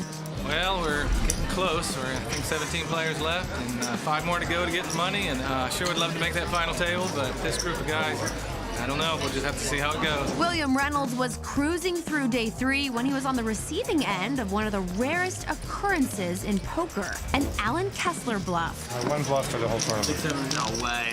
You'll never see it again. After shaking it off, William was quickly in a huge hand with Ali Aslami. William 4-bet pre-flop. Ali called to see the flop. William let out with a $36,000 bet, which Ali re-raised to $94,000. William went all in for an additional $102,000. Ali tanked and eventually called with his 5-high flush draw. I call. William faded the turn and the river, doubled up, and took over the chip lead. That one got the blood flowing a little bit. Stephen Kelly burst the bubble when he knocked out Ben Tollerine. The remaining 12 players would earn at least $22,000 for their efforts. I can breathe finally and maybe play a hand. Plans to end the day with 10 players were not to be, as Alan Kessler knocked out Amanda Musamichi in 11th place, while Steve Barshak at the second table ended Stephen Kelly's dreams of back-to-back final tables. As the final 9 players counted up their chips, it was poker pro Steve Barshak who found himself in first place with over 600,000 in chips. Close behind was William Reynolds in second and Erik Seidel in third. Although on the short stack in 9th place, the happiest player in the room was Andy Whetstone, whose incredible journey continued with the goal of making the TV final table within reach. With only 3 players to lose, day 4 looked to be a short day, but surviving it would not be easy. The first casualty of the day was local player Terry Jacobs against Mike Scarborough. Fellas, good luck to you. I enjoyed it. Mike would also claim the next victim. After calling Alan Kessler's flop bet with middle pair and a gut shot, Mike spiked a jack on the turn to complete his straight. He went all in on the river and got Alan to call with top pair, and he was eliminated in 8th place. I run really bad on these tables. I don't know what it is. It wasn't the short stack Andy Whetstone who would be the TV bubble boy, as 2 huge stacks clashed for the biggest pot of the tournament. With the Royal Flush girls watching, William Reynolds turned over pocket queens and was in the lead against Steve Barshak's ace king. A queen on the river gave William a full house and sent Steve packing in 7th place. With that pot, William Reynolds became the first ones to watch to make a WPT final table in season 9. Yes, chip leader! But to win a WPT title, William would now have to overcome a local, a legend, a fortunate amateur, a cash game pro, and potentially his toughest opponent, his roommate. Great players all, but how about that Andy Whetstone? Talk about a Cinderella story. He wins his seat online for free, and now he's on TV going for a WPT title against the most successful player in tournament poker history. Amazing. Right now, let's turn to the experts, Mike Sexton and Vince Van Patten. Gentlemen, what are your thoughts at the start of this final? Well, Kimberly, Poker Hall of Famer Eric Seidel is the class of the table, and he's on an amazing run. But he's not the only one running good at this final table. Local player Mike Scarborough won 2 preliminary events here at the Hollywood Poker Open prior to this championship event. And Tom Marchese is the reigning card player of the year. You might say this final table is the battle of the running good. But right now, nobody is running as good as Eric Seidel. And Vince, I know it's a long shot, but can Andy Whetstone possibly fulfill his dream here? Well, Kimberly, it's going to be tough, and let's face it, he's on an extreme short stack. You know, he's a good player. He's going to need a lot of luck to defy the odds and come back and win. But he's a great guy, a family man, and he has a lot of faith, so we will see. But what about William Reynolds? This is the 22-year-old chip leader at this point. The guys, they call him the milkman. And the question is, will the milkman be milking too fast when he churns the butter, or will he take down his first WPT title? We will see. Thank you, gentlemen. Right now, standing by on the floor is WPT sideline reporter and well-respected tournament director Matt Savage with one of our players. Matt? You know, starting this final table with a chip lead has to be pretty exciting for your first cash and your first World Poker Tour final table. Yeah, it's a great relief to not be on the short stack. I get to use my chip stack with a little bit of leverage and hopefully never lose that chip lead and just continue to bring the pain and try to get that first World Poker Tour title. You got a good buddy here at the final table with you, Tom Marchese. What are your thoughts going against him? Well, you know, I like Tom a lot, but I really don't want him to accumulate any chips, otherwise he'll be a pain. Are you out to bust him? Yeah, if anyone's going to bust him, it might as well be me. All right, well, good luck, guys. Yep. We are just about ready to start the final table of the Hollywood Poker Open from Lawrenceburg, Indiana. Mike and Vince will be back with the call of the game, brought to you by ClubWPT.com right after this.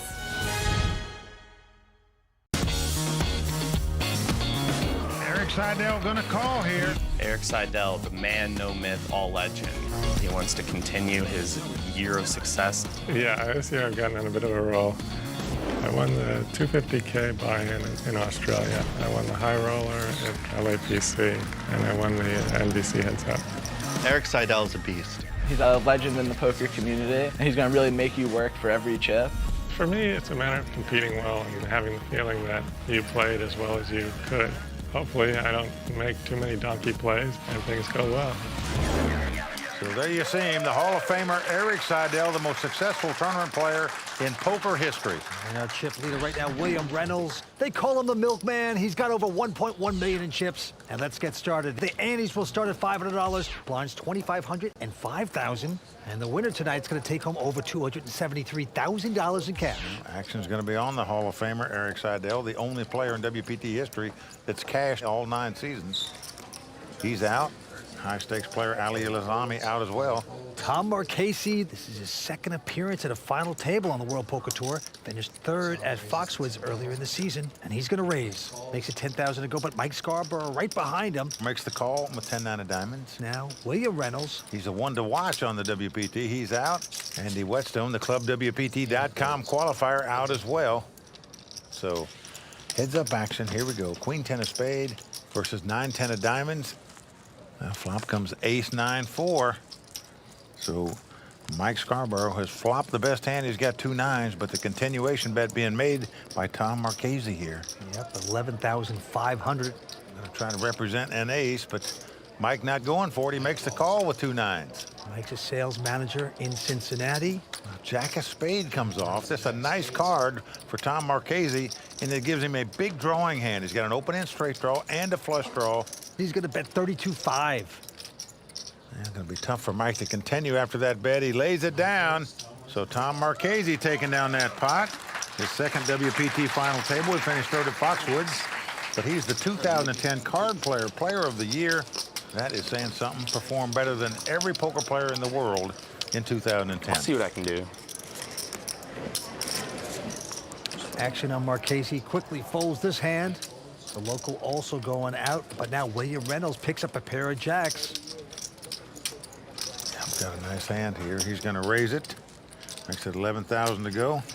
Andy Whetstone out. The great Eric Seidel also not going to play, but Ali has got money in there already, and he is going to make this call with his 9-7. So William Reynolds, the milkman, with the jacks. Whoa. Oh, what a flop. Jack 7-7. William Reynolds has jacks full. And 3 7s for Ali. Unfortunately for Ali, it's going to be tapioca pudding for him here. He's never going to get away from this hand. Well, both players check the flop, trying to trap the other into betting. Now an ace comes off. Ali's going to think this is a good card for him. Thinks his opponent might have ace-queen, ace-10, something like that. Or he's going to get action here if he bets out. Ali's going to bet with his 3 of a kind, 13,005. He's going to get action all right. It's going to be a bazooka right in the head. And the milkman going to pop it up to 36,000 with his jacks full. Ali's on a relative short stack here. Well, Vince, I don't see any way he's not going to go all in here. If the guy's got aces full or jacks full, that's the only hand that can beat you. And very sad for Ali, as we saw Tom Marchese fold a 7. Come on. Well, Ali has moved in, quickly called by William Reynolds. Woo! And that's going to do it for Ali. The high-stakes cash game player from L.A. is going to go out here. To fade 1 out. He's drawing dead because Marchese folded a 7. That's right. It's over. Ali doesn't realize it now, but it is over. Tom Marchese had the 7, the 1 out left. Nothing he can do about getting his money in there. Just wasn't meant to be for him tonight. The likable high-stakes pro from L.A. out tonight in 6th place. Can't do anything about that hand. It's been nice playing with you, man. It's ultimate cooler. It's just one of those hands that you can't get away from. I mean, you're not going to get away from 3-7. No. You guys got a full house. You're just dead meat. That's all. We're just getting started here at the Hollywood Casino. Coming up, my interview with Mike Sexton in this week's edition of 5 Questions. Plus, Tony Dunst will break it down in the Raw Deal when the WPT's continuing coverage of the Hollywood Poker Open, brought to you by ClubWPT.com, returns right after this.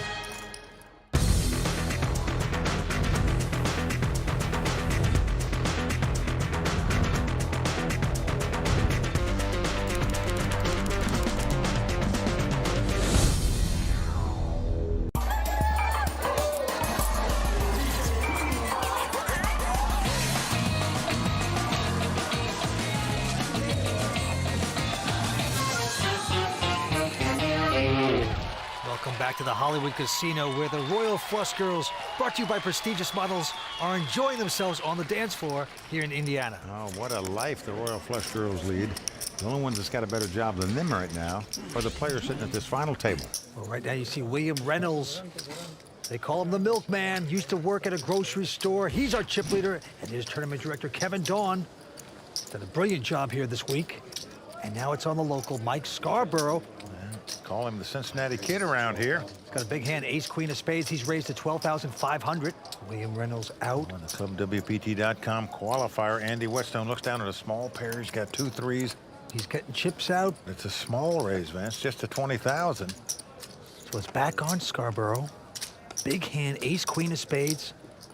Well, you would think that Mike Scarborough would just go ahead and put it all in himself based on Andy's chip stack, but he's just going to make the call, wants to see a flop before he commits the rest of his chips.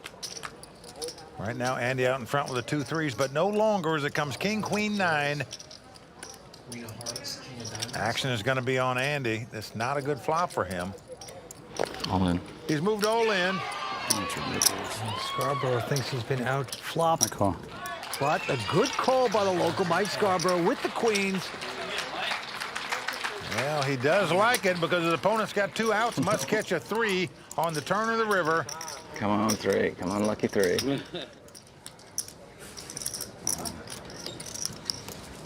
Well, there you see Andy saying a little prayer, hoping to catch a 3 here to stay alive. Now a 6 comes off. Well, Vince, you gotta love it. Andy Whetstone's previous biggest cash was a year's supply of almonds from ClubWPT.com. Tonight, he's at the final table, gonna take home some nice money. Well, that's a king. So that's gonna do it for the likable Andy Whetstone from Starksville, Mississippi, out tonight in 5th place. Going to take home over $62,000. Good job, Tom. Appreciate it. And Vince, he said this has been like a dream come true for him. Making it to this final table was unbelievable. Simply an amazing run for him. And right now he's talking to Matt Savage. Andy, it's every poker player's dream to make a World Poker Tour final table, and here you are. You exceeded all your expectations. Tell us about it. Well, it was started out improbable, and some would say impossible. But here I am. I can't imagine any better ending other than maybe having the money in my lap and having the trophy in my hand. All right, what's next for you in the poker world? Well, I'm going to keep playing on ClubWPT.com, and maybe I'll win a seat to the championship. All right, well, good luck to you. A great ride and a lot of fun. Thank you. Thank you very much, Mr. Savage. You got it. See, the money he wins here is going to his kids' college fund. And here comes Andy over to say, thanks, man. Sorry, man. Andy, great run, my man. Thank you, Mike. Great job, really was. Appreciate it. Congratulations. It was a blast. I had the best time of my life. It was wonderful. Thank you, WPT. Great. WPT.com. You got it. Yeah, You got it. Keep playing. We appreciate it. Yeah. Thank y'all. Thanks for joining us. Well done this week. Thank you very much. Andy won his seat online playing at ClubWPT.com for your chance to win a seat to a WPT tournament and up to $100,000 in cash and prizes every month. Sign up today. For only $19.95 a month, you can play unlimited tournaments and have access to all the VIP benefits that a club membership provides. Just go to ClubWPT.com, where you'll never lose a dime playing poker, guaranteed. 4 players remain to battle it out here in Indiana. The WPT's continuing coverage of the Hollywood Poker Open returns right after this.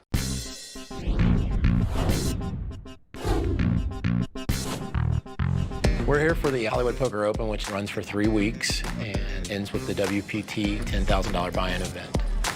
Having the Royal Flush Girls here is great. Having a local interest in that with Michelle Benzer being Miss Kentucky a couple years ago, it has added even more excitement to them being on property. This is my first time to this casino, and I've actually been very impressed. It's one of the nicer casinos on the tour. We went to the Final Cut Steakhouse here, which is a really nice steakhouse. I've definitely enjoyed my stay here in Lawrenceburg, and that's the great thing about any Midwestern town is it seems like the people are usually very friendly, and everybody here has been very welcoming and very nice to us. Well, Vince, we ate at that steakhouse a couple times this week, and you said it was the best steak we've had all season by far. Oh, it is, Mike. It's world class, that's for sure. To the table we go. Our chip leader is William Reynolds with $1.4 million. William, one of the ones to watch on the World Poker Tour this season, and the first time we've had a one to watch at a final table. Action is on him now. Yep, Mike Scarborough is folded. Gotta attack the big cheese. Oh, boy. He said, I'm going to attack the big cheese who's in the big blind. He raised with the king-jack here. Makes it 13-5. Eric Seidel folds, and now... raising chips. Look at this. The big cheese, Tom Marchese, with just a 10-7 offsuit. Is he going to get fancy? Yes. Very peculiar raise by Tom Marchese. But Vince, this is the short stack versus the big stack. It's not often you raise a huge empire when they've got position on you. But he's going to be called. So William Reynolds has called his friend. Got 10-7 up against King Jack. Here comes the flop. Oh, and look at this. 2 pair 10s and 7s. How do you do that? And an open-end straight draw for Reynolds. It's a dirty board. Well, we can see some fireworks there. Tom Marchese, the big cheese from Jersey. He makes the continuation bet, $32,500. I'm all in. Well, William goes all in and is quickly called by Tom. Look at these two guys. Wow. Getting saucy with the 10-7 and flopping 2 pairs, the big cheese way. I got some 2 pairs. Just slammed it on you pre-flop. Oh. Who 3-bets 1.4 million? That's what I was thinking. The milkman has a big draw here, Mike. Combination of any 2 face cards will win the pot for the milkman. As now the 5 of diamonds comes off. This gives William a flush draw as well as the open-end straight draw. Well, Tom Marchese knows it's never easy. Sometimes playing that junk hand of 10-7 can backfire. Will it here? No, it doesn't. It's good for Tom Marchese. He has done it. His hand's going to hold up. Well, 10 of hearts comes off. Gives Tom a full house. He's counting out his chips. Well played, starting with pre-flop. He has doubled up. The big cheese succeeding right there, taking out his buddy, at least in that hand. All right, night, Tom. Yeah, I might enjoy that floor, kid. William's a great roommate. We kind of balance each other out. Tom as a roommate, well, he's really selfish and lazy and kind of annoying. No, I'm just kidding. No, Tom's like the perfect roommate. Tomorrow we battle for the bed. Best of luck to you. Tom is a poker player. He's just fearless. He traps people. He brings the pain. William's a great player. He has a very unpredictable style. Yes, I position on everybody. I'm gonna do everything in my book of tricks to make sure he does not get any chips. I'm gonna do my best because there's definitely bragging rights on the line, and first person to win a World Poker Tour is a pretty big brag. What I loved about it was they had a bet every day. Whoever finished the day with more chips got to sleep in the bed that night. The other guy had to sleep on the floor. That is a special bond these two have. Let's get another hand out here, I'm itching. Well, you do whatever you can to save money out here on the tour. And they're playing across from each other here today for big money. All right, well, this time William folds. Eric Seidel also out, and it's back on Tom Marchese with just a Jack-8 of hearts. I'm going to raise with it after winning the last pot, but the local Mike Scarborough with an Ace-7 is going to make the call. Let's see what happens. Wow, Ace-7-4. Great flop for Mike, but Tom has flopped a flush draw, so actually good flops for both players. Tom's going to bet the flush draw. Remember, he won a pot earlier by making a semi-bluff when he had a flush draw and a straight draw. Well, he bet 17-5. Now look at this. Scarborough is not going to raise with this big hand. He's also not going out, Vince.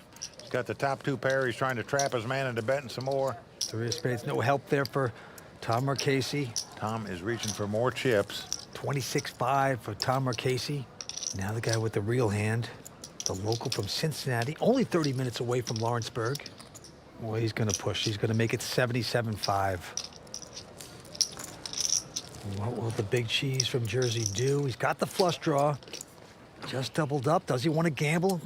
Perhaps hit this. You can see his facial expression there of agony. He's going to lay it down. Nicely played by Michael Scarborough. Oh, man.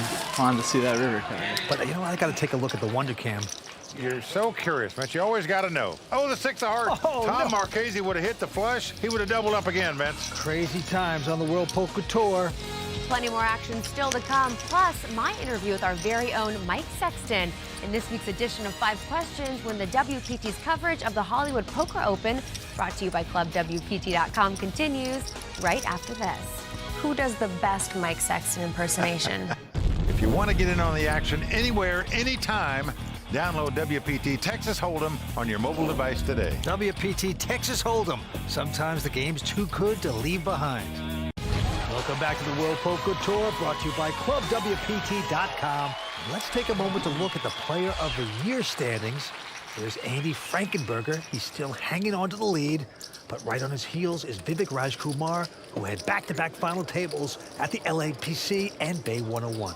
And Alessio Isaiah, our winner of our WPT event in Venice, he's joined the race. He's in 3rd place with 2 final table appearances in our European events. Now let's get back to the action. Action's on Seidel. He folds here. Right now, Tom Marchese with a huge hand, Ace-King. Our current chip leader is the milkman, William Reynolds. He's got 1.2 million. Tom Marchese with 294. And he's going to raise it, makes it 12,500 to go. Into Mike Scarborough, who's going to fold his hand, and now William Reynolds, the chip leader. For now. And look at this, he's going to speculate. Probably playing this hand because his buddy re-raised him a minute ago with a 10-7 and beat him out of a big pot where he doubled up. He's trying to get revenge here. But it might get him in trouble as he's flopped bottom pair. Tom Marchese has flopped top pair with top kicker. William has checked it, and Marchese's going to bet his top pair, 13-5. Well, William's going to make the call here. Just hoping his opponent's got ace-10, ace-jack, something like that, where the 2 5s are the best hand. Now a 6 comes off. Now this gives William an open-end straight draw as well as a pair. He checks, and quickly Marchese fires out another bet with the ace-king, this time 34,500. Yeah, he's going to put the pressure on his buddy. You can't fold versus a kid who doesn't slow down.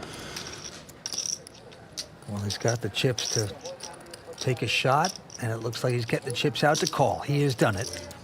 Down to the river we go. William needs a 4, 5, 8, or 9 to actually win the pot with the best hand. Deuce of hearts comes off. Yeah, no help for William Reynolds. He checks it again. Tom fires out 88,000. Yeah, no soft play into his friend. Fold. He does lay it down, and a good lay down. Show me a bluff and I'll really be raging. Oh, look at this. He's made the fold, and he says, show me the bluff. But look at this. His friend is going to show him one card, just the ace. I think it was ace-7 then. Nice little thin value. And he's got him thinking. Tom's shipping up. This week, I sat down with a recent WPT finalist, a poker Hall of Famer, and one of the most respected broadcasters in television. And it was just one person. My colleague Mike Sexton joined me for an in-depth interview in this week's edition of 5 Questions. Describe how your relationship with Vince Van Patten has evolved throughout the years.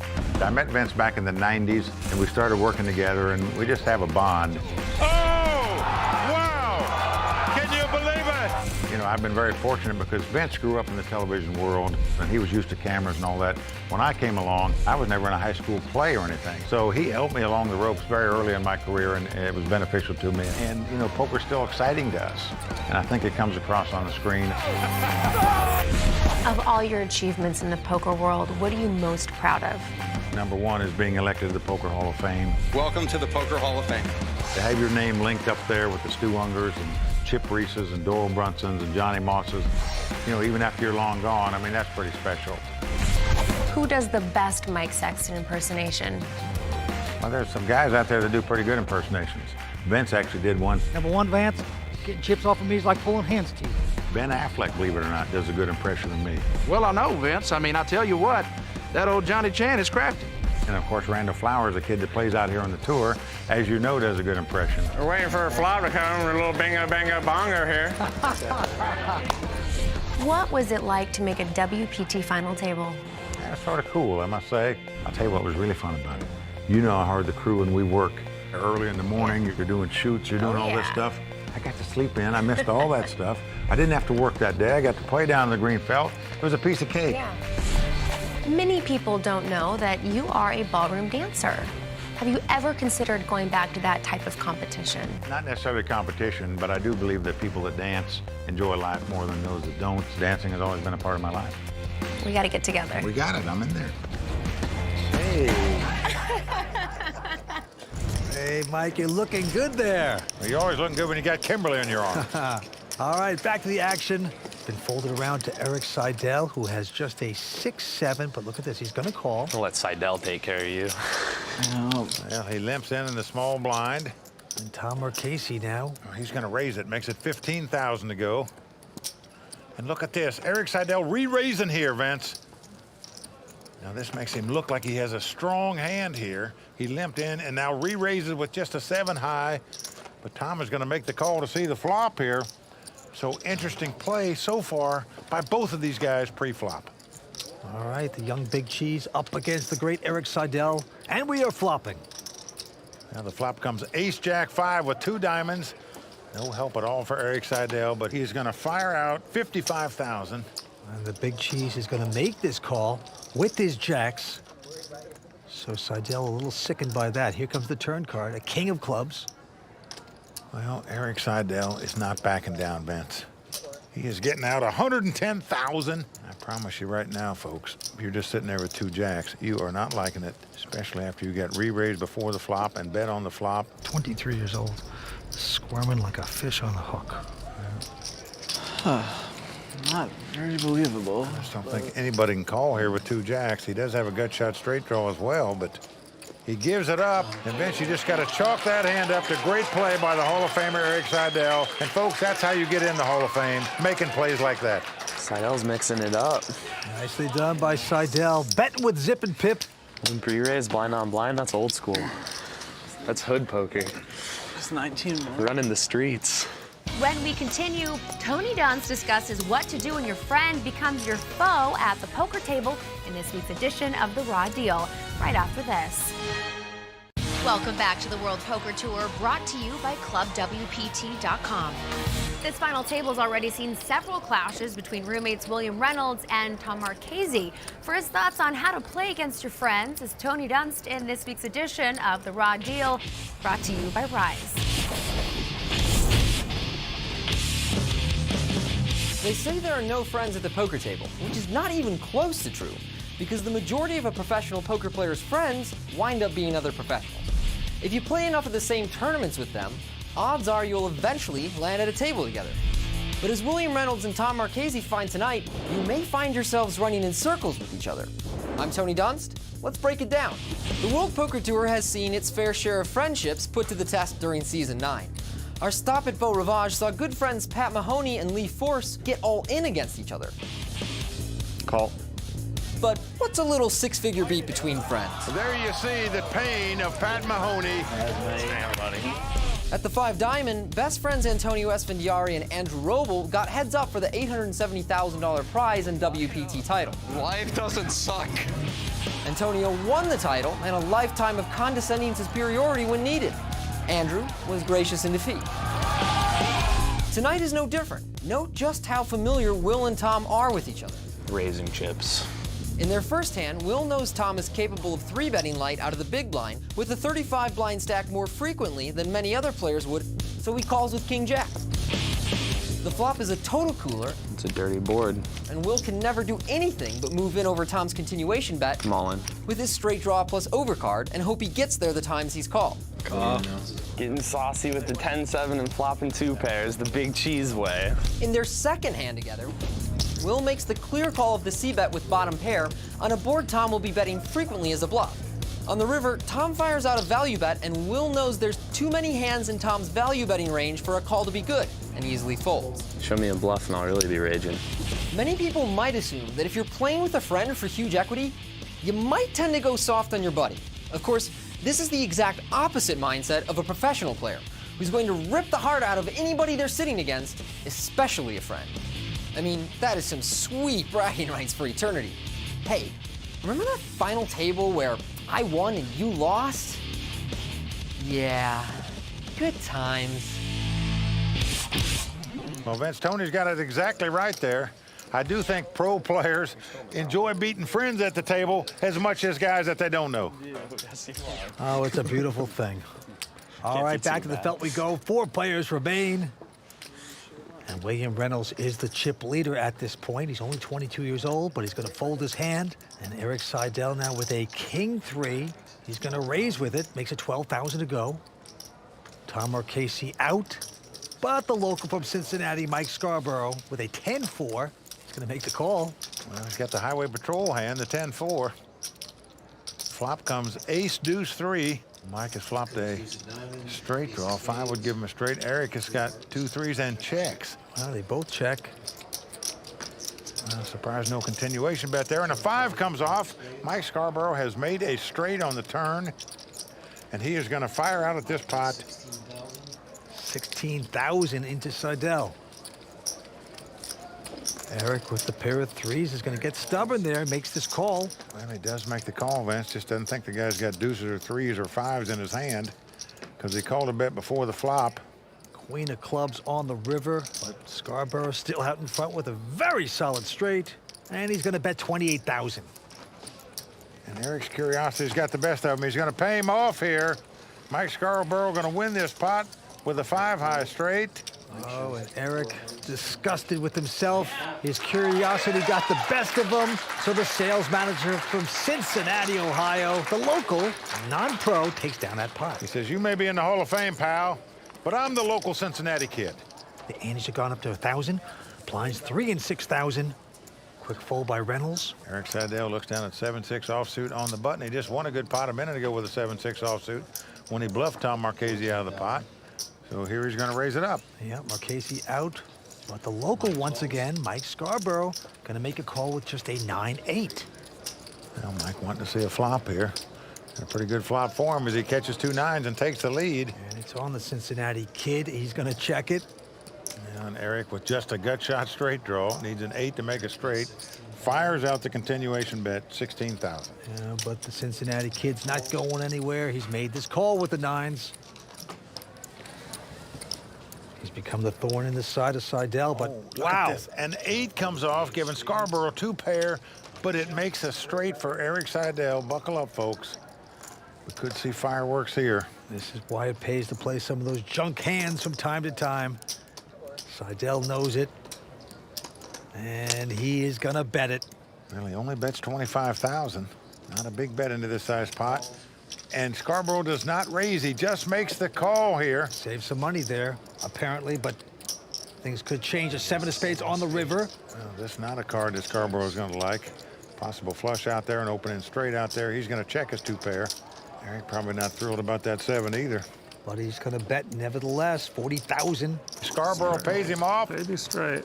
Seidel mumbles that he made it straight, to the disappointment of the local. Scarborough well aware that Erik hit an 8 in the gut to win that pot. But in reality, Vince, a lot of players would have lost more money than Mike Scarborough did there. They would have raised on the turn when they made 2 pairs, and that could have spelled really big trouble for him. So crafty Erik Seidel closes the gap to the chip leader here. He's in second chip position, and we're coming back with more action in just a moment. The World Poker Tour is brought to you by ClubWPT.com.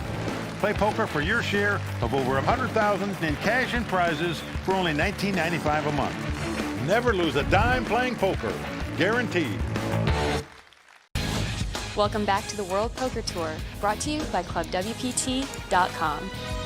We're in beautiful Lawrenceburg, Indiana for the Hollywood Poker Open. 4 players remain. And, Mike, this is a good one. Well, there you see William Reynolds out in front with $1.2 million, but the Hall of Famer Erik Seidel closing the gap on that chip lead. All right, action going to the local sales manager, Mike Scarborough. He quickly folds. And now the chip leader, the milkman, former grocery clerk. Well, he's on the button. Picks up a beautiful hand, 2 10s. Got a lot of chips. Gonna raise it up. Makes it 14,000 to go into the great Erik Seidel, who has a pair of 4s, but just calls. Well, a lot of players would have re-raised with a small pair in that spot. Erik opted to just call. And look at this, the kid from Jersey, Tom Marchese, now with a big hand, ace-king. That's, we know he's gonna raise it here with this hand. But to these other guys, it's gonna look like a squeeze play. Well, Mike, you're right. He makes it 48,000. Now the chip leader with the 10s. He's going to re-raise advance, and I don't blame him. Reynolds has made it 100,000. Seidel out. All in. Oh, wow. All right, let's go. Call. Well, all in and called here. And it's the classic race situation. The 2 overcards versus the under pair. The 2 roommates going at it. Tom Marchese's tournament life on the line here. Flipping time. The milkman versus the big cheese. It's hard to make pairs. In a race situation. This time you're all in with the draw. I guess so. Big cheese versus the milkman. Well, the big cheese versus the milkman. Here it comes. Who's going to get their picture on the dairy wall? Oh. And right now, it's going to be William Reynolds as he flops 3 10s. 10 in the door. That's not good TV. Made it interesting. Well, it's not over. Tom can catch a queen to make Broadway to win the pot. Kid can make Broadway. That's right. He gets it! He hits a queen on a turn. William Reynolds can't believe it. He knows the board has to pair for him to win this pot now. Holy smoke. Well, it could happen. You never know. Smash. And it does pair. Incredible. What drama on that hand. The milkman has knocked his buddy out. The big cheese out of this event.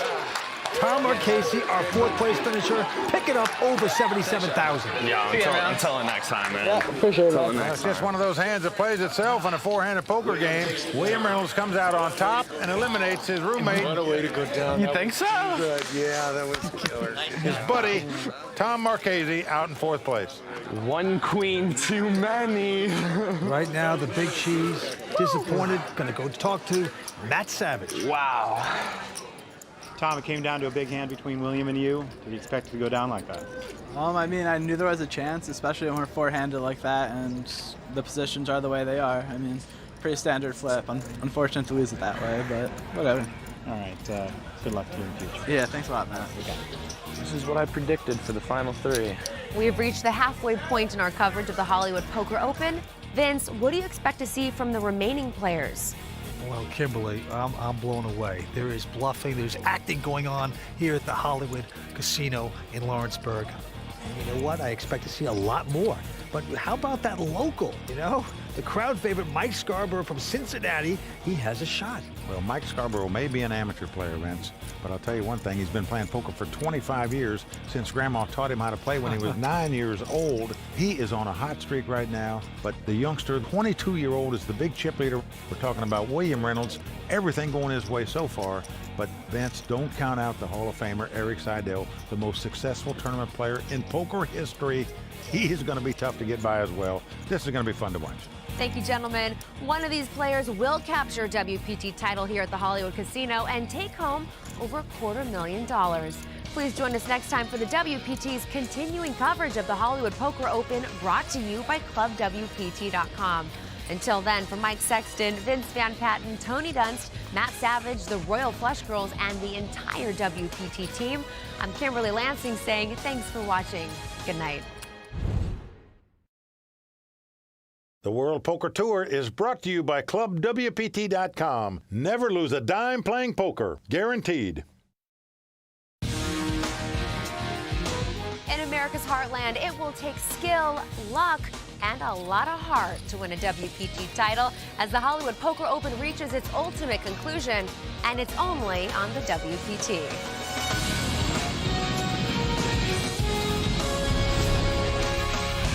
Well, the crowd all standing. He is circling the drain. They are going bare knuckles in the center of the ring. He would love to knock this loudmouth out.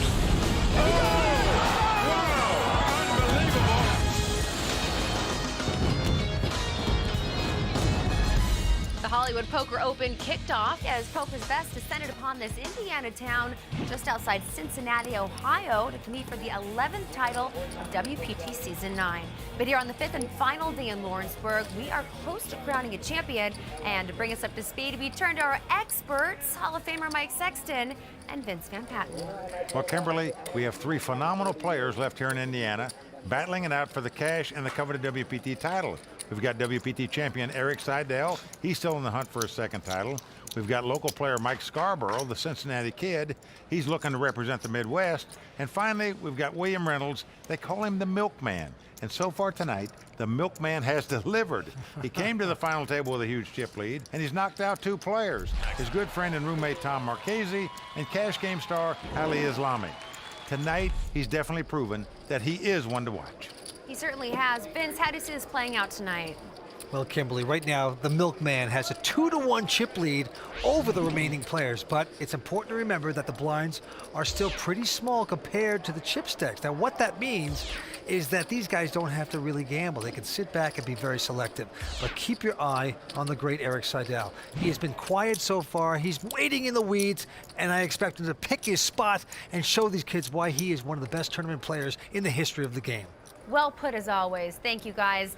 3 are left, but only one of them can win the title and take home over $250,000. The cards are in the air, so let's get down to the felt. All right, 3 players remain. Andes are 1,000, blinds at 4 and 8,000. Action on Mike Scarborough. He has raised to 22,000 with a King 10. William Reynolds behind him. He has re-raised this to 60,000. Seidel folds. I'm so serious. We'll let this one come to a head. And Scarborough is going to call it.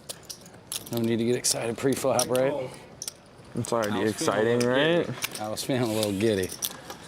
Don't get me wrong. It was damn close, but I might as well let it roll, right? But I made it right in your price range. You were content with that? Flop comes ace-3-3. No help to either player.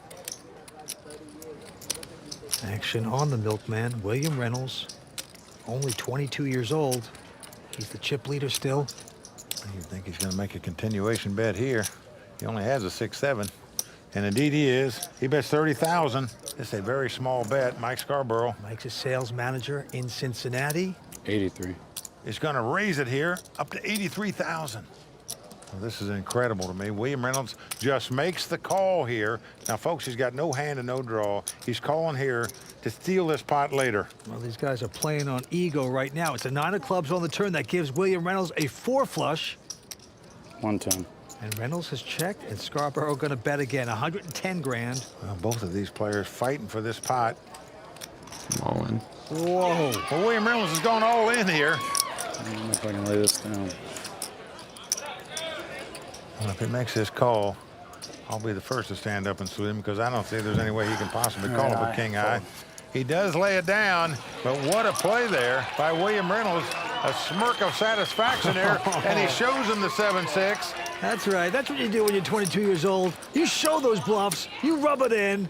Love hitting your flush draw on the turn and banging it. Had to bang that one to the max. You said, hell, it's a 20% chance I can knock him out right now. I tried to give it away. Yeah, when the club hit, I should have known. Oh, you can cut the testosterone with a knife here. Stay with us. We're coming back with more action. Brought to you by ClubWPT.com. Welcome back to the World Poker Tour here in Indiana.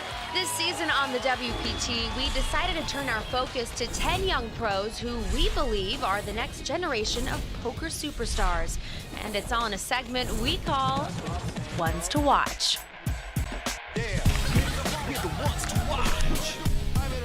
Oh yeah, that's the double fist hump. Are you gonna let us play, or is it like a girl thing? The rest of my table was like 45-year-olds. We're all terrible.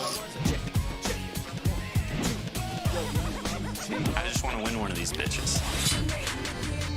I'm from the Midwest, so I have to represent the Midwest. And we're here at the WPT Indiana, and I'm ready to play poker. It's been a great day. I busted someone in the first 20 minutes, and then I busted Randall in the next 20 minutes. Yeah, we have Joseph Chung. Word on the street is he already has 3 starting stacks. That's a great start. Joseph Chung. He's very aggressive. Really solid, aggressive player. Very aggressive. Yeah, I think that one word explains how I play. Joseph will try to do everything to get you to fold, and now it's even scarier to play against him because he has some money now, so... Relatively, I have a lot more chips than everyone else. So I can put them in a lot more tougher situations where I don't go bust, but they will. If I could have half of his stack by the end of the day, that'd be great. This could be gone at the end of the day, easily. All right, good luck, guys. Like I said, it was a fun day. That lasted, Joseph. That's a win in my book. Now I have some chips. 70,900 by my count. I started the day with 30,000, so I'm making a comeback. Feeling a bit better now. It's going to be difficult, but there's only one prize at this moment, and that's the championship. I just want to win it. It's not about the money for this one. We're here at the end of day 3 of the Hollywood Poker Open with William Reynolds. Fearlessness, balance, aggression, everything that makes the best players the best he's got. I woke up this morning feeling like Phil Ivey, and to get to the final table, you gotta get by me.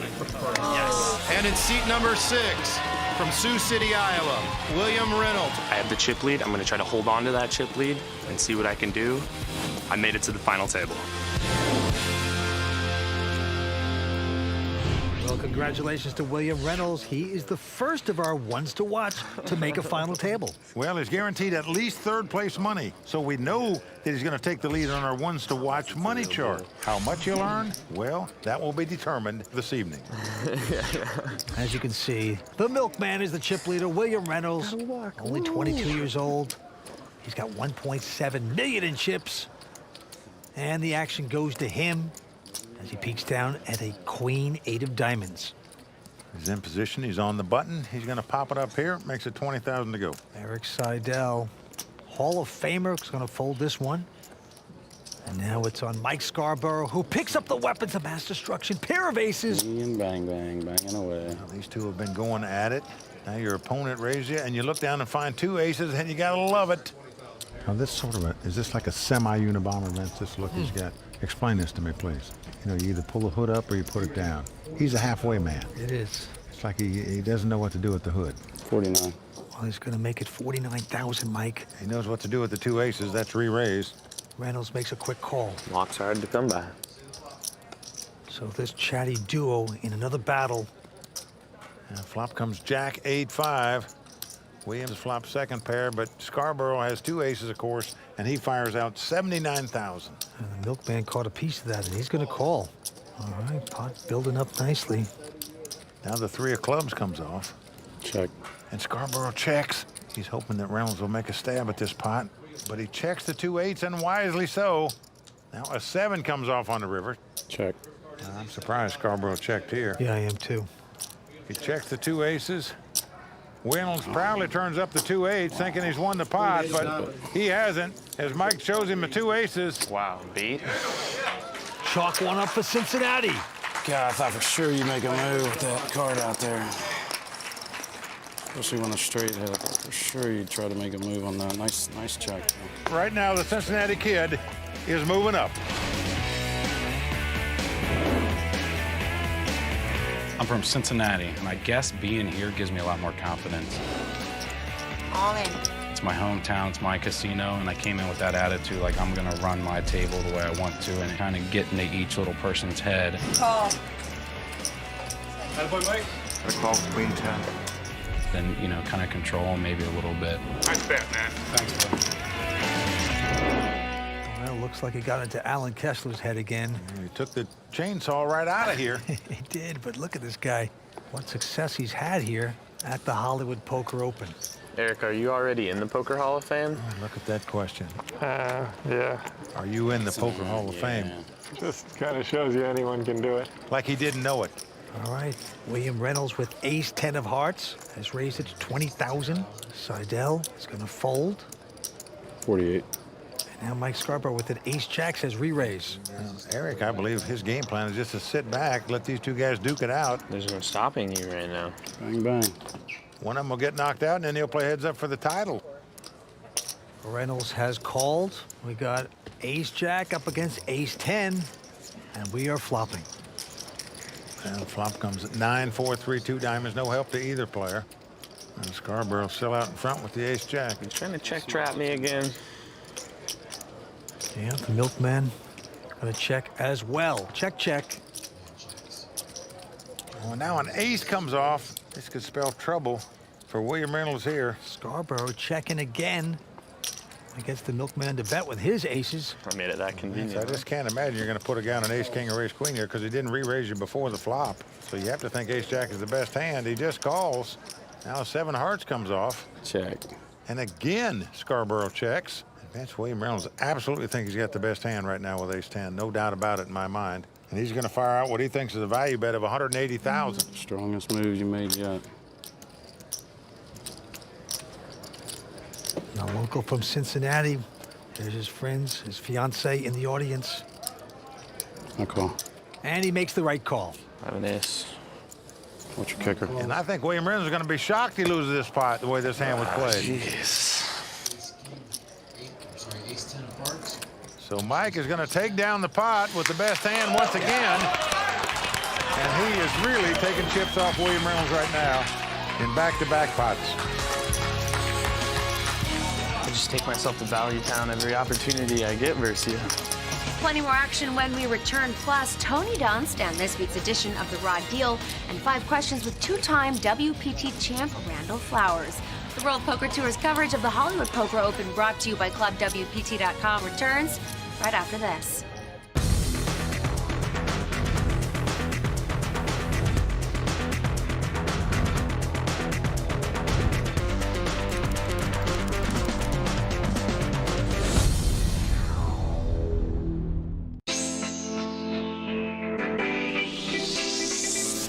I'm Jen Haley, and I'm one of the Royal Flush Girls. I'm a dancer, and I went to college for it. It's always fun whenever we can incorporate any type of dancing with our work. I love being at the Hollywood Casino. We made sure that we had fun. We got to actually film in Boogie Nights, which is really, really cool. We got to dress up kind of funky. We got to do the electric slide with a bunch of other patrons as well. It was a blast. There's the beautiful Royal Flush Girls, and what an addition they have been this year. Having fun with us on the World Poker Tour. And the winner tonight is going to take home over $273,000 in cash. Our current chip leader is 22-year-old William Reynolds. He's got $1.4 million in chips. In second place, the local Mike Scarborough with $1 million, and in third place, Hall of Famer Eric Seidel. And right now, Scarborough looks down at a pair of jacks on the button. Mike, the local player from Cincinnati, Ohio. This is home casino where he plays a lot of poker. Yep, he makes it $38,000 to go. Into William Reynolds, who has a queen jack of hearts. He has made the call. Well, Eric Seidel has ace-10. Most of the time, he might make a re-raise in this spot. Just trying to pick the pot up here, but because these guys are clashing so much, seemingly every pot, I think Eric's just willing to sit back, let them clash to one of them, bust each other, and then play heads up for the title. Yeah, he's folded it. So, jacks up against queen jack. Here we go. Queen right in the door. Comes queen 8-5. Well, William Reynolds checks the top pair. And incredibly, Scarborough checks the two jacks. Now, I would bet jacks in that spot for sure. Turn card is a 5 of diamonds pairing the board. Out comes the milkman. Come on, Will. 65,000. Well, he's got two queens and feels certain he's got the best hand with him now after his opponent checked on the flop. But the local Mike Scarborough is going to call it. This could get expensive. River card is a 7 of spades. Well, here comes the value bet of 174,000. Pretty healthy bet. My call. Oh, wow, and he's not going to like it. Question is, did I value down myself again? Jesus. Well, the two queens are going to stand up for William Reynolds. Yep. And Vince, that's why I think you have to bet two jacks on the flop there. If your opponent calls or raises you in that spot, now you can put him on a queen. Jack could have been sick, right? As it was played, you're to guess if he has one or not, and that's what happened there. The milkman milks another one. Finally didn't value down myself. He is happy. He's 22, and things are going right for him tonight.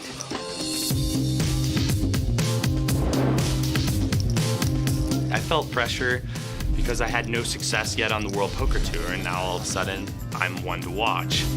William Reynolds, they call him the milkman. I don't want to just bust out of every tournament and make a fool out of myself. Really keeping the streak alive, though, of not cashing at a World Poker Tour event. This tournament's all about making a final table and capturing the win, the hardware, the title in my trophy case, so I can say I'm a World Poker Tour champion. Gotta win a pot eventually. I'm joined by William Reynolds' father, Brian. Your son came into this final table as the chip leader, and it seems like he has the right mindset. Do you think that contributes to his success as a poker player? Bill's very confident. Yeah, he's ready. No matter what chip's there, he always believes he can win. For me to be here and have a moment like this, and there's your son out there. I mean, who am I? I ain't nobody.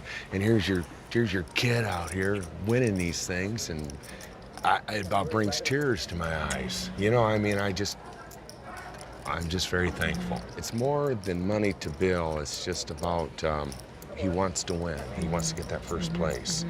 All right, guys, back to you. Well, proud Papa there drove 13 hours from Iowa to watch his son play. So far, so good. Oh, man, what a drive. What a moment. And right now, William Reynolds, who has an ace-8, he is raised. Seidel out. Mike Scarborough is going to call with a queen 9 of diamonds. I'm defending my button, you're defending your big blind. Which is on a wide range of hands. So we have ace-8 for the milkman up against the Cincinnati kid with queen 9. It's come ace-jack-5 with 2 diamonds. Scarborough checks the flush draw. And William Reynolds picking up aces. Well, you said it yourself. You can have a really wide range here, huh? Ace-jack's not looking good for both of us, is it? I like that 5, though. 2 chatty guys. And the milkman's going to bet it. Yeah, he's going to bet 25,000. Scarborough does not raise with the flush draw. He just calls. PO5 on the turn. You do like that 5, huh? It's pretty exciting. To the turn we go. King of spades. No help to either player. Check. That can't be you. And again, Scarborough checks.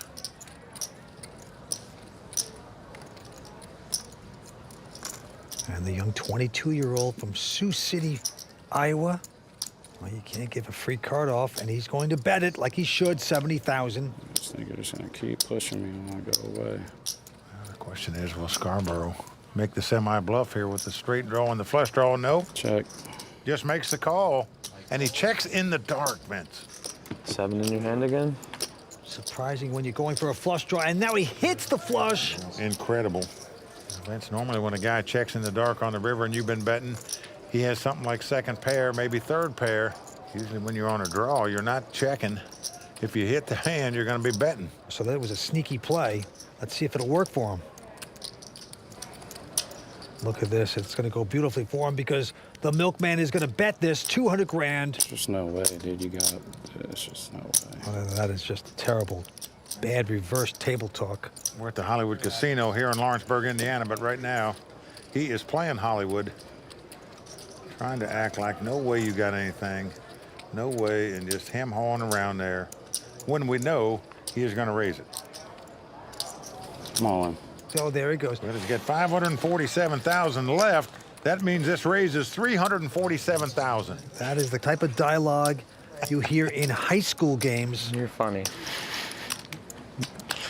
Gave me this speech and then check jam. Now, I'm so surprised that Reynolds hasn't run away already. Well, I agree with you. This is a pretty easy laydown, I think, in this spot. You banging it all in on a bluff? If the guy's got enough heart to bluff his case money off in front of his friends and family, they're all here to watch him play in his local casino. Good luck to him. He deserves to win the pot. I'm never going to put him on a bluff in this spot. I'm going to throw away the ace-8, easiest pot. This would be a ridiculous bluff. Can't call, bro. Just fold it.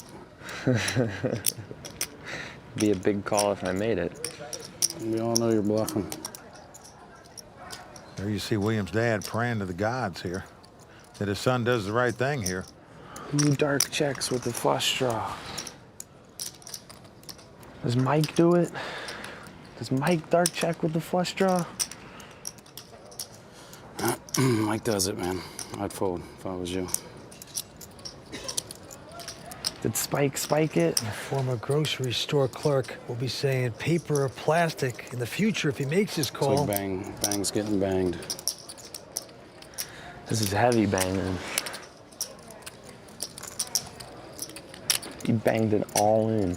Oh, sweet nothings. You're playing to win, right?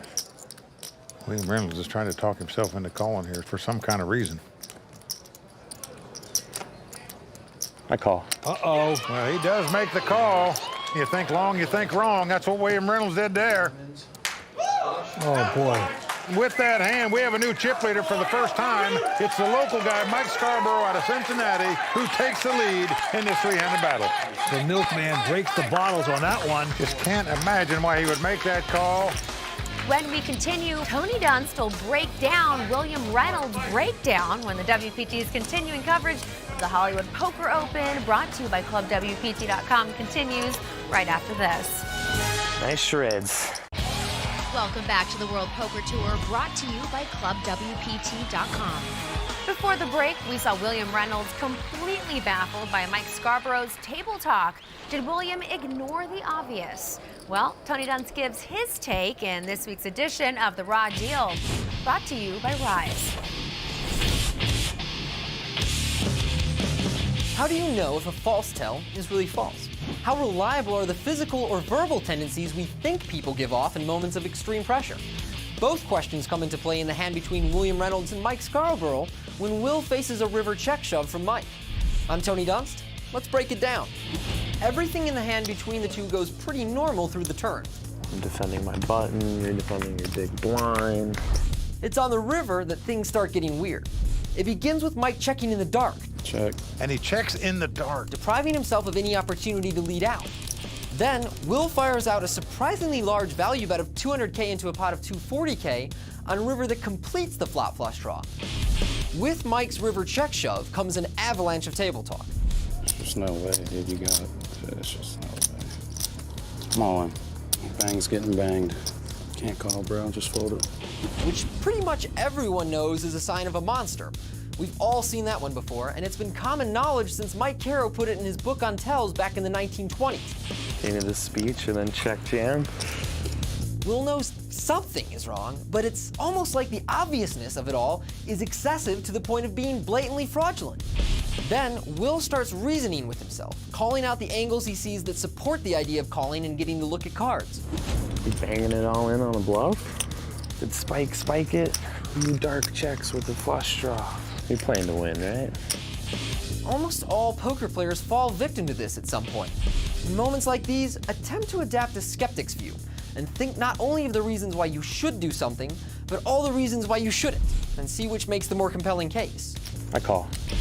Fail to consider both the angel and the devil on your shoulders, and you'll wind up getting to experience a lot of this moment. That's not a false tell. That's just Will knowing he screwed up. Well, once again, you think long, you think wrong. That's what William Reynolds did there. And right now, our current chip leader is the local player. This is local casino Mike Scarborough from Cincinnati, Ohio. And let's take a moment to look at the Player of the Year standings. Andy Frankenberger has a narrow lead over Vivek Rajkumar. But with his fourth-place finish here in Indiana, Tom Marchese has earned 400 points to add to his 2 previous cashes this season and joined in the hunt. Okay, let's get back to the action. I'm setting a new standard. And the local Mike Scarborough is going to raise with the 5s. Makes it 28,000. By the way, the blinds are 6 and 12,000. Well, Reynolds goes out, and Eric Seidel, the Hall of Famer, going to sit idle no longer, folks. He's got 2 queens in the big blind, and he is going to re-raise right here. Makes it 67,000 to go. I call. And he gets the call by the Cincinnati Kid. Here comes the flop. An ace appears. Ace 8-6. Neither player happy with this flop. Fearful their opponent might have an ace in it, but Eric's going to make the continuation bet. Well, Scarborough goes out and gives Eric credit for having a hand. So Eric Seidel picking up a pot here. Now this guy's on an amazing run in poker, having the best year of anybody in poker history so far. Won over $4 million up to this point so far this season. He is just an incredible, truly incredible poker player. Action going to the milkman, though, William Reynolds, who has the button and an ace deuce of clubs. Got the suited ace. Gonna raise on the button like most everybody would in a 3-handed game. Makes it 36,000 to go. Hall of Famer Eric Seidel going away. Mike Scarborough with another small pair, this time 2 4s. Again, he's gonna make the call. The 4 comes right on the flop, and his opponent's got 2 aces. This could spell much more doom for William Reynolds. And Mike is going to check, try to trap again. But this time, Reynolds also checks with the aces. Surprised by that. Now an 8 comes off there, so a possible straight out there. Scarborough going to lead out this time for 50,000 with the 3 4s. William Reynolds reaching out for raising chips. Whatever chips he puts in the pot are just going over to the side of Mike Scarborough right now. 134,000 he makes it. Well, with a possible straight and a possible flush draw out there, I think you have to re-raise here, Vince. Well, that's what he's going to do. He is re-raised. Makes it 250,000 to go. Yeah, that's the same spot William Reynolds was in a minute ago. He had just 2 aces and lost a fortune in chips with them. Will he do the same thing again? And the question is, will the dog chase away the milkman? Yes, he does. Well, this time, William Reynolds makes the right decision and lays down the 2 aces, unlike the previous occasion. Show the bluff. Good for the game. You smashed that turn or what? Just hoping you didn't. Really? Did you have it there, Mike? You're waiting to show me a bluff back, right? Yeah, if it was a bluff, I would have showed you. We'll be right back with more poker action, plus my interview with the youngest 2-time WPT champion, Randall Flowers, in this week's edition of 5 Questions, when the World Poker Tour's continuing coverage of the Hollywood Poker Open, brought to you by ClubWPT.com, returns. What is the best thing about being a professional poker player? Don't just use your phone to call, use it to raise. Download your World Poker Tour Texas Hold'em game to your mobile device today and get in on the action. Welcome back to the World Poker Tour. You're watching the Hollywood Poker Open from Lawrenceburg, Indiana. 3 players left fighting it out for this title. Well, Mike, let's take a second out and talk about the best new thing in poker, ClubWPT.com. That is a club where you put up only $19.95 a month. It's incredible. You don't actually gamble, but you have a chance of winning a lot of money. Well, that was proven this week at the Hollywood Poker Open when the ClubWPT.com qualifier, Andy Whetstone, earned his way into this tournament by beating over 1,500 people online for free, got the $10,000 seat, made it all the way down to the final table for a nice cash. It was a blast. I had the best time of my life. It was wonderful. Thank WPT. Played great. Thank Club WPT.com. You got it. You got it. Keep playing. You can do the same thing. Just go to clubwpt.com and sign up now. Never lose a dime playing poker, guaranteed. Clubwpt.com. Now let's get back to the felt. Well, there you see our current chip leader, the local guy from Cincinnati, Mike Scarborough, in first place. He's got close to 1.6 million in chips. William Reynolds in second place with 718,000. Hall of Famer Eric Seidel in third place right now with 640,000. And the play goes to Reynolds. He has a queen, 5 of spades, makes it 45,000 to go. Seidel out. By the way, the blinds have gone up to 10 and 20,000 with a $3,000 ante. The local Mike Scarborough with a 9-8 of spades will call. Here's the flop. He's got those suited connectors people like to see flops with, and this is why he is flopping straight. And he's going to check it. William has flopped top pair, but checks right behind him. And now a 5 comes off. This could spell doom for William Reynolds right here. Check. And again, Scarborough is going to check it. You seem pretty over this end. Well, the milkman's got 2 pair now. Do anything you're going to regret, Will.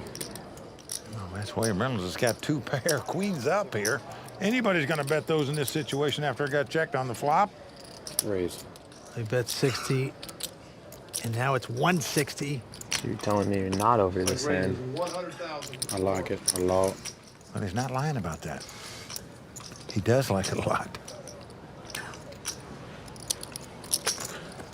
And with that speech, William makes the call.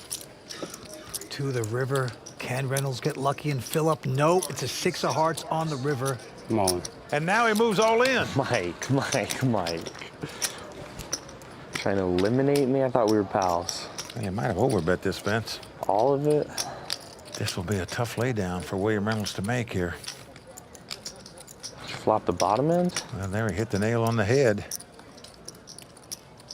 I'd say don't do it, man. If I call, is it all over? That's right, Stanley.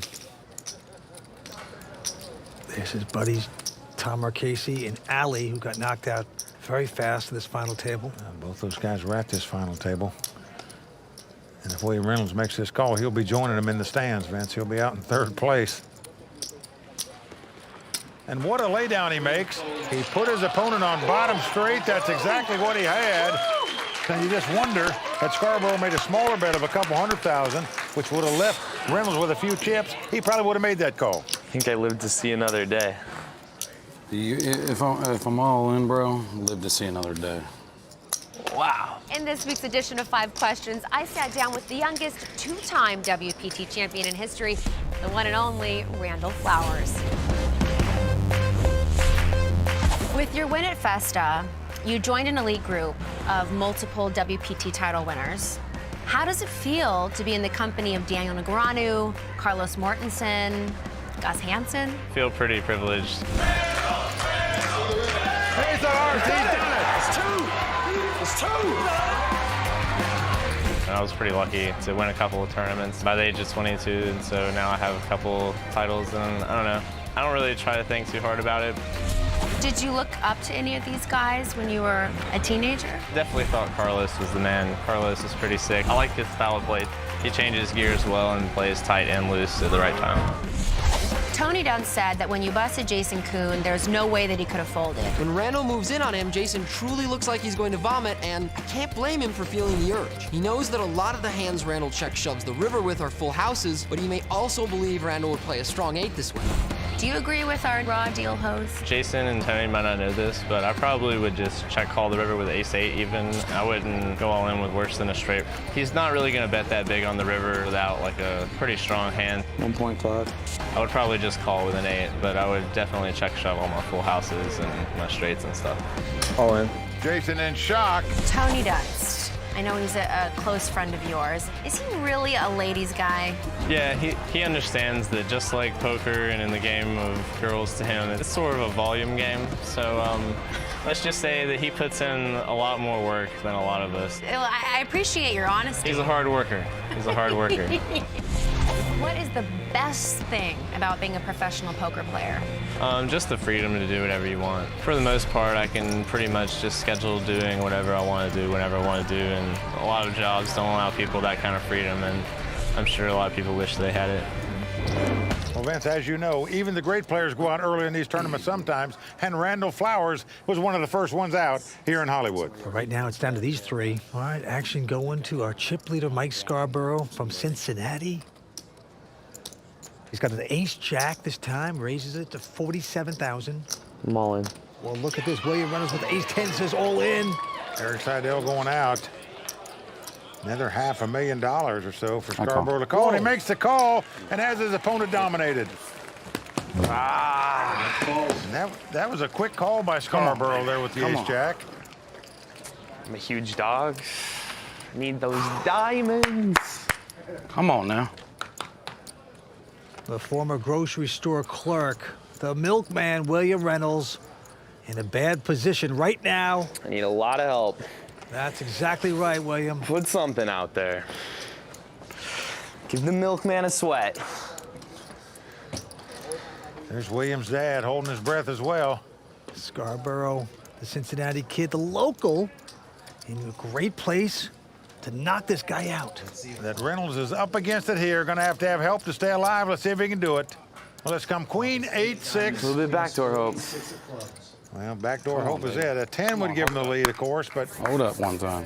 He's talking about a backdoor flush or a backdoor straight. He's got to have help, or the one to watch will be no longer watched tonight. Things are looking good for Scarborough. Here's the turn card. A king of diamonds comes off. William happy with that card because now he can win it with a diamond, which would give him a flush, or a jack, which would give him a straight. 2 of clubs. 2 of clubs.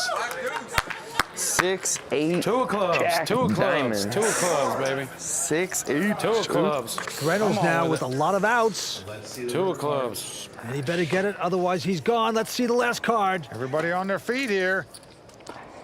It's the 5 of hearts. Mike Scarborough has done it. He has eliminated William Reynolds from this tournament. Nice playing with you, Eric.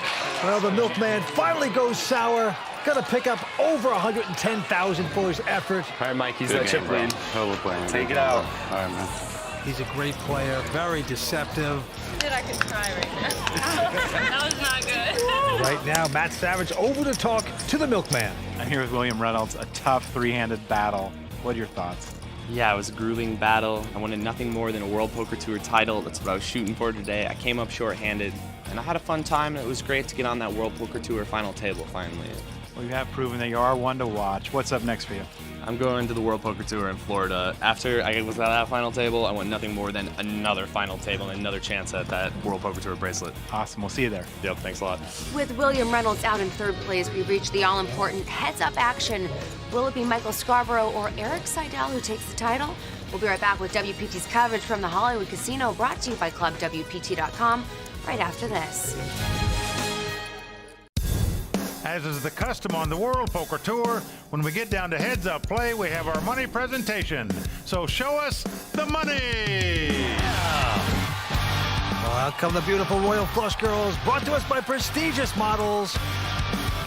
And the bricks of cash getting flopped to the table. Such a beautiful sight on the WPT. It's really a beautiful sight if you're sitting at the table.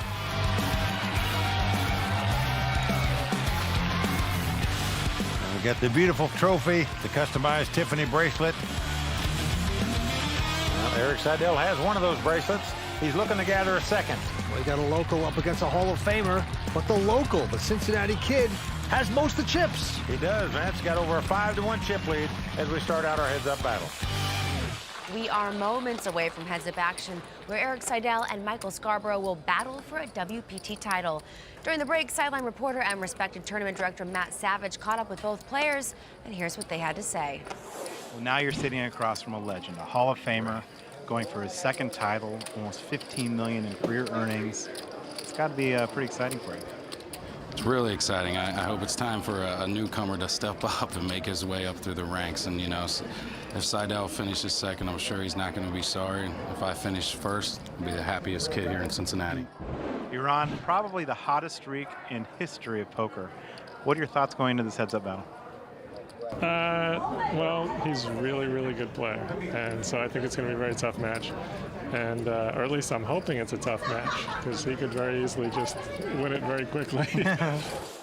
Well, Eric says that because as we start heads-up play, Mike Scarborough has over a 5-1 chip lead on him. Well, the antes are 4,000, blinds 12 and 24,000. Here we go, out of the gate. And Eric Seidel with a queen 4 has raised to 52,000. Scarborough with the queen 10, contemplating what to do. He's going to make the call. So here we go. Flop comes king 8-6, 2 clubs, no help for either player. Mike Scarborough is going to check it. And will Eric make the continuation bet? Yes is your answer. Of course he does. But a snap call by Scarborough with just the queen 10. Yeah, for 50,000. Going to the turn. Now, jack of clubs comes on the turn, so possible flush out there now. Scarborough checks. That gives Scarborough an open-ended straight draw. Check. And Eric checks right behind him. Well, the board pair 6s on the river.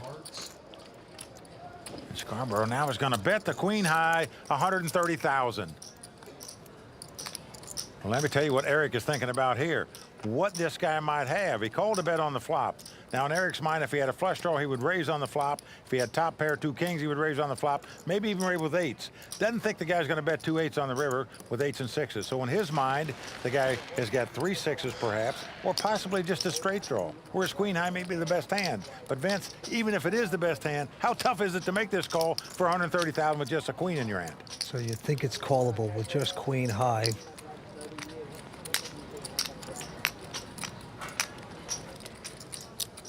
But look at this, he is going to make the call for a split. This is going to be a split pot, but what a bet and what a call by Eric Seidel right there. A sick call, queen 4 was. That was a Hall of Fame call, Vince. Heads-up action getting underway. We're coming back with more action from Lawrenceburg, Indiana in just a moment.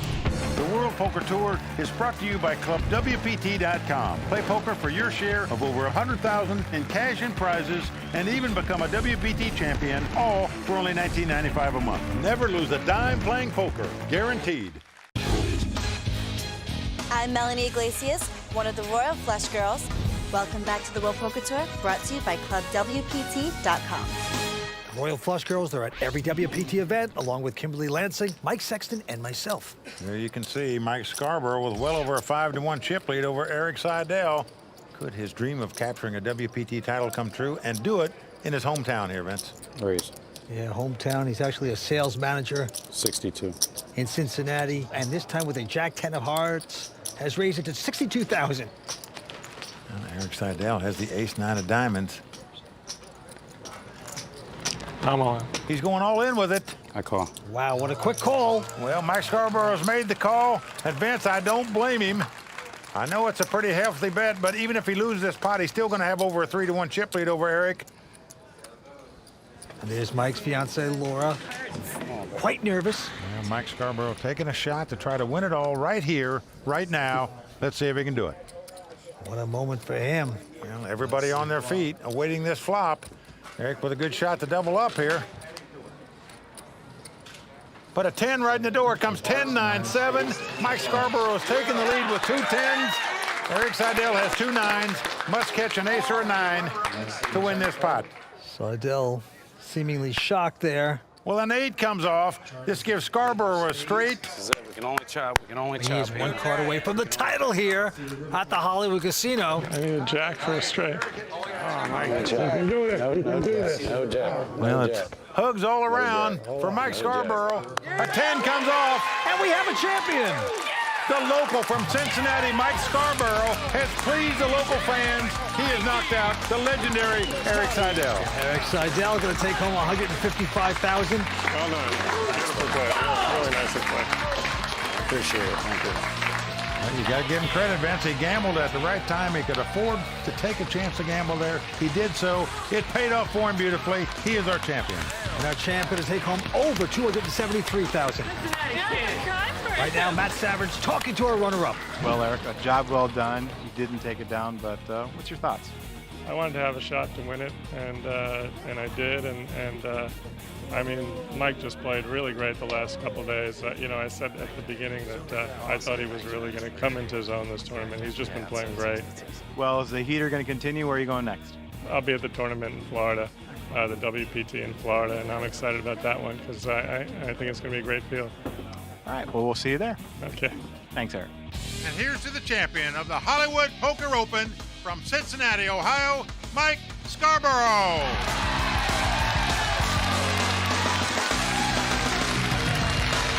So there you have it. Michael Scarborough lifts his glass in the traditional WPT Champions Toast as we celebrate the conclusion of one of the most exciting events this season, the Hollywood Poker Open here at the Hollywood Casino. Michael Scarborough has made his way up here from the arena. Right now I'm joined by WPT's newest champion. Congratulations. Thank you very much. It seemed like you had no fear out there, considering your competition. It was tough. Yeah, I knew the one player that was going to be the strongest player, you know, personality-wise and aggressive-wise, was William. I knew that I had to try to slowly, you know, work my way into his head. When you've seen his game take a total, you know, 180, it was pretty impressive. And that's when I knew I had control of him and I could kind of do what I wanted at that point. Congratulations. Awesome. And we'll see you at the championship at Bellagio. For sure, and you'll see me again, definitely. Oh, for sure. Thanks. Great to see you. Appreciate it. Join us next time when the WPT travels to Hollywood, Florida for the seminal Hard Rock Showdown. From the Hollywood Casino in Lawrenceburg, Indiana, I'm Kimberly Lansing. For Mike Sexton, Vince Van Patten, Tony Dunst, Matt Savage, the Royal Flush Girls, and the rest of the WPT team, thanks for watching and good night. The World Poker Tour is brought to you by ClubWPT.com. Never lose a dime playing poker. Guaranteed. In South Florida, the stakes are high as the winner of the first major poker tournament ever held in the Sunshine State is set to earn over $1.1 million. And it's all happening tonight only on the WPT.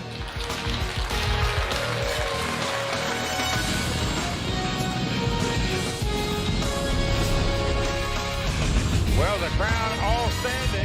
He is circling the drain. They are going bare knuckles in the center of the ring. He needs the extreme miracle.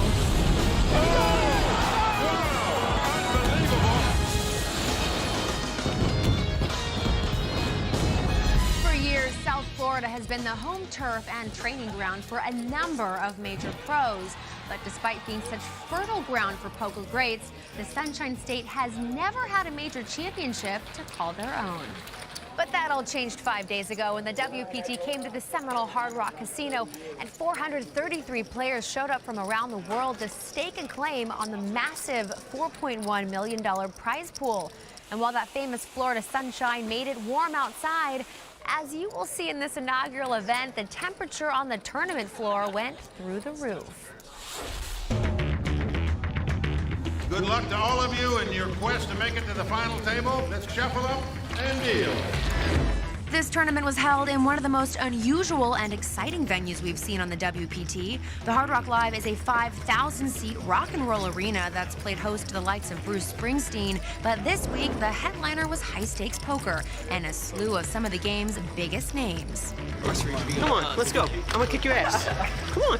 Have to take me out. As the Royal Flush Girls took in the first ever WPT event in the Sunshine State, South Florida's local grinders were up for the fight and ready to challenge the established pros. I love it. Like, I really, really love it. I love the grind. Like, I'm a sick degenerate. What we can do is go around the room and I can point you out different people's home turf casino and let them know whose house they're in. We must protect this house. Some of the visiting pros did run into some trouble. By the end of day one, several big names would go bust, including WPT champions Hoyt Corkins, Gavin Smith, Antonio Esfandiari, and local favorite Jason Mercier. In a season dominated by young talent, it was a pro in his 50s, Randy Dorfman, who would end the first day of the competition as the big chip leader. We prey on the young guys. We eat the young guys. Day two saw the remaining 317 players out of a field of 433 continue their quest for the $1.1 million first place prize inside, while the Royal Flush Girls and Tony Dunst joined some players who already busted outside for a heated volleyball match in the South Florida sunshine. Yes! Oh, yeah! If If it was warm outside, the temperature in the poker arena began to boil as Squeaky started to squeak. Are we allowed to poke other players? Can I just start poking them every time I'm ready? This kid in the Care Bear sweater, he doesn't matter what his cards are, he's just pretending to look down. Let's hope I wake up to the nuts. Squeaky learned that in a poker tournament, if you tell your opponent what cards you're holding, Care Bear, I have ace queen. So still alive, dude, I have ace queen. you get a penalty. 1 round penalty, don't look at it. I despise that kid. I thought I talked a lot. After sitting out for one entire lap, Squeaky was allowed back at the table and immediately doubled up. Yeah, baby! Woo! Squeakzilla, back in it. Outside of Squeaky's table, there was some serious poker going on, and it turned out to be a good day for poker pro Todd Terry, who would end the day as the chip leader, and our own Mike Sexton would finish the day still in the hunt, making a serious run at his second WPT final table this season. As for Squeaky, he ended the day with yet another penalty. You cannot talk about your hand. We've gone over this. What does that have to do with everyone's uptight. You know, when I used to play as a kid, I used to have fun. It's about a good time. Everyone here's got something, you know, jammed up there. I had ace-6 of spades, and I was very close to spike call. Oh, and ace-2 of diamonds. Yeah, right. Stop it. Ace-2 of diamonds. Get me the hell out of here. 145 players returned on day 3 to new table assignments, and ones to watch, Alan Berry found himself sitting with the chip leader, Todd Terry. Michael Winnett had a new table and new opponents and a new look, but Squeaky was still up to his old tricks. As a reminder to players, please do not discuss the contents of your hand. If you do, you will get a penalty. I didn't hear that announcement. Across the room, a rare table draw put 3 top female players together. Annette Oberstad, Once to Watch Maria Ho, and Lauren Kling. But that dynamic didn't last long as Maria's pocket 8s ran into Lauren's pocket jacks, sending Maria home. Moments later, Lauren bested Annette, who shoved with pocket jacks against Lauren's pocket kings. Meanwhile, Squeaky collected his 3rd penalty of the tournament. This time seemed to put Squeaky on tilt. Can't turn chat off here, so you should be allowed to talk to people. And sometimes you talk about the hand. Next time is 3 rounds, and then you're out of the tournament. But do you understand what I'm doing? So don't do it. Do you understand what I'm saying? I'm explaining the rules of the tournament. I think they're open to interpretation. Please understand, I do not want to disqualify you, but I will. I understand that you will. So that will make Syracuse very happy. So stop. Squeaky still had a couple more hands to wait out, but during his penalty time, his table did break, and he was moved to the same table as Mike Sexton. After being denied 2 orbits of play, Squeaky would rejoin the action and play his biggest hand of the day. Young California player Kazu Oshima shoved all in on a flop of Queen 9-5, 2 clubs. This is how I got out of the last 5 tournaments I played. Squeaky calls with a pair of 5s and the flush draw. Kazu has no pair, but he does have the ace-high flush draw. Turn comes the jack of hearts. Squeaky's still in the lead. River, jack of clubs, giving Kazu the nut flush and sending a stunned Squeaky home with no words and no cash.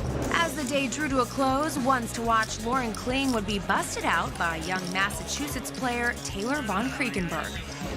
Moving himself up to 1st in chips and leaving the last woman standing, Florida businesswoman Abby Daniels in 2nd place. Day 4, the money bubble closed in and the stakes were high. Of the 51 players starting the day, 6 will go broke. Only 45 would cash. For a few players, it was not a good morning. But 2-time WPT final tableist Kurt Kohlberg was having fun. Half the people think I'm Tom Cruise. The other half think I'm Leonardo DiCaprio. I hate that. With 46 players left, the actual money bubble was in play. The pressure mounted, especially as extreme short stacks doubled up. Eventually, it would be East Coast player Vinny Pahuja who would end up as the last player to walk home empty-handed. Congratulations, you are in the money. Excuse me, sir. Shuffle up and do it. Quick interview. Kidding me? After that, players started to bust quickly, including Mike Sexton and his dream of making his 2nd WPT final table this season, as his pocket 7s couldn't overrun WPT champ Tommy Vitas's pocket 8s. Draw, Mark. Good luck. All right, man. Then it was day 2 chip leader Todd Terry's turn as he flopped a set of 6s against Abby Daniels' pocket aces. But with runner diamonds, Abby made a flush, ending Todd's quest for a second WPT final table. Only 18 players would survive day 4 and return to play for the WPT final table, led by chip leader, WSOP bracelet winner Blair Hinkle. With the WPT crew moving into the arena to set up the TV final table, playdown was moved out into the poker room. Shuffle up and deal. Good luck, players. Within minutes of shuffle up and deal on day 5, WPT final tableist and Miami Beach native Noah Schwartz became the first player of the day to be eliminated. Good luck, baby. And the bust outs would keep coming fast and furious. Poker pro Blair Hinkle, who started the day as the chip leader, took the biggest hit of the day. First by doubling up Tommy Vitas, then by getting eliminated in 8th place by 26-year-old local pro Justin Zaki. Young poker pro James Mackey would suffer the final heartbreak of the day when he called Taylor von Kriegenberg's all in. James, holding pocket 5s, had no chance against Taylor's pocket 8s. James would bust out on the TV bubble, giving the 22-year-old from Stoneham, Massachusetts a big chip lead going into a final table of the first televised major poker championship in Florida. Players, congratulations on making the TV table. So, Mike, after experiencing this field firsthand, what are your thoughts on tonight's final table? No, my first thought is I wish I'd gone a little deeper and been at this final table. But I had a lot of fun this week, and anytime you make money playing in a poker tournament, you really can't complain. But we have a good final table for you. We'll start with the lone WPT champ at the table, Tommy Vitas. He's the guy that knocked me out of the tournament, so I'm not surprised he's sitting here. But the lady at the table really impressed me this week, I got to tell you. Abby Daniels is her name. She's a business executive from Coral Springs, Florida. Only been playing poker for a year and a half, but I'm telling you, folks, she won't take a back step to any of these guys at the table. I give her a decent shot to win tonight, but if you had to pick a favorite, you got to go with the 22-year-old Taylor von Kriegenberg, because he's the big chip leader. And once again, will youth prevail? We'll see. And Vince, we've been tracking Alan Berry all season as one of WPT's ones-to-watch players. Alan is known for being highly critical of everyone. Is this his time to put his money where his mouth is? I think so, Kimberly. I mean, he is one to watch talk. That's about what he's been doing. He's been a poker professional for 3 years. He's from New Jersey. He trash talks everyone. He doesn't think anyone can play in the poker world, so he does have to step it up. Otherwise, it's back to Hoboken and choking on a Philly cheesesteak for him. But what about Kurt Kohlberg? Now, this is his 3rd time at a WPT final table. He's a great guy. Can he come back from a short stack? We'll see. Thank you, gentlemen. And as I mentioned, we have been tracking Alan Berry throughout the season on our Ones to Watch segment. Standing by with Alan is sideline reporter and well-respected tournament director, Matt Savage. Alan, you're known on the tour as one of the biggest trash talkers in the game. You got anything to say today? I don't talk trash, okay? Trash is nonsense. It's not real. I say what I think and what is real, so I just say what people should be hearing, but everyone likes to lie to everyone, so. Do you have any thoughts about your final table today? I'm very happy with it. I hope things go well. All right, good luck today. Thank you. All right, back to you, Kimberly. We are just about ready to start the final table of the seminal Hard Rock Showdown here in Hollywood, Florida. Mike and Vince will be back with the call of the game right after this. Welcome back to the seminal Hard Rock Showdown. We're just moments away from the start of the final table here in Hollywood, Florida. Tonight's players outlasted a field of 433, and it looks like they're ready to battle for the title. Well, there you see our chip leader, 22-year-old Taylor von Kriegenberg, and the lady at the table, Abby Daniels, in 2nd place. Winner's going to take home over $1.1 million tonight. Annie's will start at $4,000. Blinds are 12 and 24. Action on WPT champ Tommy Vitas. He folds. As does Alan Berry. It's on our chip leader now, Taylor von Kriegenberg. And look at this. He's got a king 6 of clubs. You got plenty of chips. That's enough to raise on. And he is going to fire out and raise pot number 1. Makes it 48,000 to go. Kurt Kohlberg picking up a queen 10 of spades. This is Kurt's 3rd time at a WPT final table. He's out, though. Justin Zaki not going to play. Abby Daniels, she's got a pair of deuces. She's going to make the call. Yes, I got to tell you, I was very impressed with her. I played with her during this tournament. Only been playing poker a year and a half. Here she is at the final table. Wow. Now, flop comes King 10-6. Great flop for Taylor von Kriegenberg as he flops 2 pair. But Abby's going to bet 65,000. Taylor does not raise here. He is just going to let her hang herself and continue to bluff her money off. Now a club comes off, the 5 of clubs. Oh boy, even the train stops, Abby, but she's not going to. She bets again, 90,000 with the deuces, and gets a quick call. Taylor von Kriegenberg just walking the dog here, as we say, letting your opponent bluff their money off. 4 diamonds on the river, no help to either player. Well, she finally puts on the brakes and checks. Obviously, Taylor going to bet here with 2 pair. Yep, a nice $354,000 bet into bluffing Abby. And she is sickened by this start. Pretty uncallable. Well, you have to put him specifically on a queen jack if you make this call, but she's not doing it. She lays it down. So the rich get richer. Taylor von Kriegenberg extending his chip lead on deal number 1. And Mike, this is this kid's first WPT event. He's only 22 years old, and he's one tough cookie at this table. Is that your lucky hoodie? Played Division II college baseball, and this time he looks down at King 9 of clubs. Oh, yeah. Well, he can raise with King 6 of clubs, but he lays down to King 9 of clubs. Go figure. Kurt Kohlberg picks up Ace King. Kurt is the president of a management consulting firm. He's also a tough poker player. He's going to raise with his Ace King, making it 58,000 to go. That's what impressed us about him. He finished 8th in the United States in the men's over 50 division of squash. There you go. Justin Zaki and Abby Daniels both folding. That's around to former WPT champ Tommy Vitas. Tommy making a raise here. He's going to go to 138 with a pair of 9s. Oh, and Kurt coming back over the top, all in. And now Vitas, he's got a little bit of a problem. Now, Tommy has him covered by over $1 million, but still, you just hate to give up $500,000 right here. In case your opponent's got an overpair. Call. Tommy has made the call. Sure. And he is going to like it when he sees it in a race situation. He's out in front with the 2 9s. He's up against the Ace King. Well, everybody on their feet here. Big pot early on at this final table. Good luck, buddy. Kurt Kohlberg, always a gentleman. At least I don't have Ace Queen, which is what I had the last 2 times. Well, this is Kurt's 3rd WPT final table. He actually went out in 5th place in Paris and at Foxwoods holding an Ace Queen. Here we go. Oh, he's wishing he had Ace Queen right now, Vince. As it comes Queen 10-4.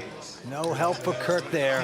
He's looking for an ace, a king, or a jack here. Must have some help or he's going to be out in 6th place. Well, a 4 comes off. So we are down to the river. Kurt must catch an ace, a king, or a jack. Nothing else will do. Can he do it? Kurt sweating it out. River Kurt. Everybody on their feet. It's a jack.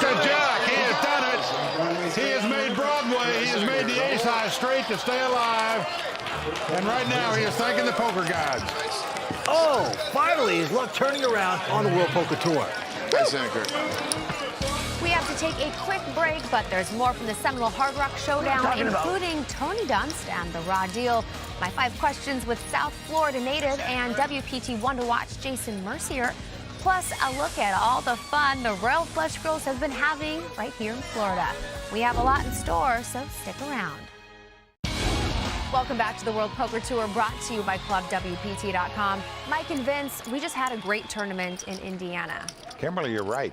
That event turned out to be a very exciting final table, which included poker legend Eric Seidel and one of the WPT's one-to-watch players, William Reynolds. Don't forget, in that mix was an amateur player, Andy Whetstone, who got into that event by playing on ClubWPT.com. Well, Andy really is a great story. As a member of ClubWPT.com, he was eligible to play in a satellite. He won that event and earned a $10,000 seat into our last tournament. And before you know it, he found himself sitting in a televised WPT final table going for the big bucks. Follow in Andy's footsteps by joining ClubWPT.com, and all you pay is $19.95 a month to become a VIP member.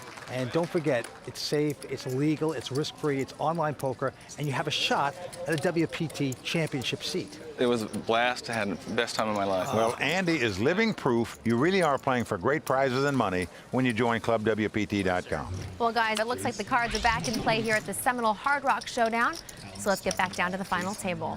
Well, there you see Taylor Von Kriegenberg still well out in front, but Abby Daniels, who started out in second chip position, is now in fourth place. As 6 players go after a $1.1 million. Well, action's going to be on Abby. She's got the 2 walking sticks, the pair of 7s. Caps her card. Obviously a sign she's going to play this pot. Lines at 12 and 24, and she's going to make it 63,000. A quick fold by Tommy Vitas. Now Alan Berry. He's quiet tonight. He doesn't play that hand. Well, action on the chip leader. He looks down at a pair of 3s. You got plenty of chips. You like to see flops with small pairs. In hopes you flop a set or you can break somebody. Well, he's got the button, but he does not raise. Just calling. Now Kurt Kohlberg going to fold. Over to Justin Zaki, 26-year-old out of St. Petersburg, Florida. He's out as well. So we got 3s up against 7s. Here's the flop. Oh, and what a flop. Oh. It's King 7-3. It's set over set. This is known as a cooler, meaning there's no way you can get away from either one of these hands. Not at all. It's going to be tapioca pudding time. Well, Abby bets, and he just calls, trying to trap. Not a spades. Irrelevant card on the turn. Set over set. Abby bets. Well, Taylor thinks he's walking the dog again. He's raised it. He's made it 300. I'm all in. Well, she's going to get all in. He's going to quickly call. Wow. And he's not going to like it when he sees he's got a 1-outer. It's set over set. No way you can get away from either one of these hands, and no limit hold'em. You're just going down when you get the lower set. Well, Taylor with a 1-outer. Not to be as a 6 of clubs hits the board. Abby Daniels doubling up just beautifully right there. And once again, she moves back into second place at this final table. I think my business background absolutely has helped my poker game. There's a lot of skills in being a corporate executive that you're going to use at the poker table. You're going to be able to read people well. You're going to be able to take risks, which you've had to take risks all along your career in order to get to the point to say, hey, I'm going to be the best.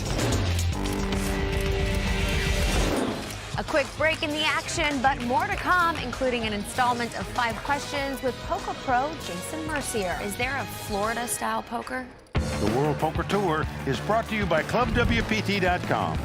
Play poker for your share of over $100,000 in cash and prizes for only $19.95 a month. Never lose a dime playing poker. Guaranteed. The Seminole Hard Rock Hotel and Casino is completely off the chain. The pool's beautiful. It's like paradise out there. It's just absolutely gorgeous. The volleyball was so much fun. I think I scared the crap out of the players. They were coming up to me after like whoa, where did you learn how to play like that? Partying with the poker players is a lot of fun because we had a dance-off and we finally got to see how these guys get down. Life is good here in Florida. Well, you are right, Mike. Life is great here in Florida. We've had a fantastic week here at the Seminole Hard Rock Showdown. Let's go back down to the felt. Tommy Vitas with an ace-8 makes it 65,000 to go. Tommy going for his second WPT title tonight. Alan Berry out. And now Taylor, our chip leader, also folding. Kurt going away. Okay, around to Justin Zaki in the small blind. He looks down at ace-king, a big hand. Justin's been playing poker for 8 years. His biggest cash prior to this was just 78,000. He's going to surpass that number tonight. He raises it up, makes it 170 to go. Actually now around to Abby Daniels. And wow. 2 kings in the big blind. The Cowboys in the house here tonight. Well, this could spell trouble for Justin Zaki here. She's made this 420, Mike. Tommy Vitas has gone out, and now back on Zaki with ace-king. Strong. Now, is it just me? Does she look a little like one of the ladies from Laverne and Shirley? Wow, what a laydown by Justin Zaki there. I'm telling you, that is dabbing it. I mean, she is just a very bold, aggressive player. He knows that, yet he's still got the discipline to lay down ace-king there. What a great read he made on her. You got me steaming from that hand. You have aces? Whatever you had, it was a good laydown, I promise you. You'll see it. Well, that is correct. All right, it's on Justin. Well, he found out the information he wanted to, Vince. He's convinced now he made a good laydown, which is going to make him feel better. Okay, a couple folds around to Tommy Vitas, a WPT champ, going after his second title. He's going to raise with a 7-5, makes it 70,000 to go. Alan Berry, a one to watch out here in the WPT this season, has a good read on him because he's raising it with an ace-deuce. Oh, boy. Taylor, pick it up, ladies. What a position he's in. The chip leader capping his cards. Looks over at Vitas, concerned about Alan Berry. Now, he looks a little like the guy Squiggy in Laverne and Shirley, if you ask me. He got the whole gang there. I know he's going to feel Squiggy right now because Taylor has re-raised here to 390,000. Goldberg, Vitas going away. Back on Squiggy. Alan Berry, one of the trash talkers in the poker game. Not going to be trash talking much about this hand. He lays it down. Good fold. Well, he made a good read on Tommy. Unfortunately for him, the guy behind him picks up two queens and takes down the pot. Yep, and this is Taylor's first WPT event ever. He extends his chip lead, only 22 years old. Will it be his night tonight? Taylor's quite an athlete. Played Division II college baseball. Also plays basketball, football. Right now he's having a ball. All right, a couple folds around to the champ at the table so far. Taylor, he's going to go away as well. Our man Kurt Kohlberg, the CEO, folds. And now Justin Zaki from Florida. Now it's the battle of the blinds here. Justin picks up a pretty nice hand, the small blind, ace-7 of hearts. Yep, he's raised to 75,000. Now, Abby Daniels with just a 10-9. Well, she's making the call here. She's got more chips than he does, got position on him, got some money in the pot. Let's see a flop. And what a flop it is for. If she flops 3 10s, it comes 10, 10, 7. And he's got sevens. With an ace kicker, Vince. First to act is Justin, and he's confident. And he's going to put in a bet of 110,000. Whoa. She comes right over the top for $250,000. And usually when you have a big hand, you don't re-raise that quickly, which is actually very good. It's disguising the fact, maybe. This guy's saying no way she's going to have 3 10s, and he's going to re-raise it. Well, he's going to find out where he's at right here, right now. You bet 650,000. Now, do you milk the cow a little bit longer? No, just calls. And now he's thinking, whoops, did I make a mistake? Turn card coming up. Oh, when the ace comes off, this now gives him aces up. So in case she had an overpair, something like 2 jacks or 2 queens, he would now have her beat. Yeah, I got you covered, so whatever. Yep, that's right, Abby. You have him covered. How much is it? But he wants to know exactly how much you have. What he wants is information to hear her talk. See how confident she is about her hand. 3.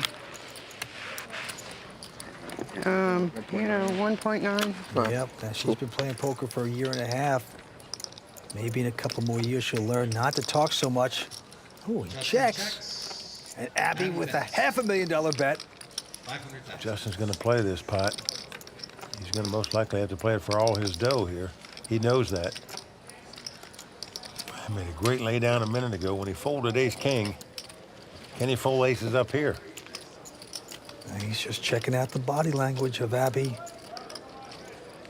You're just like owning me on every hand.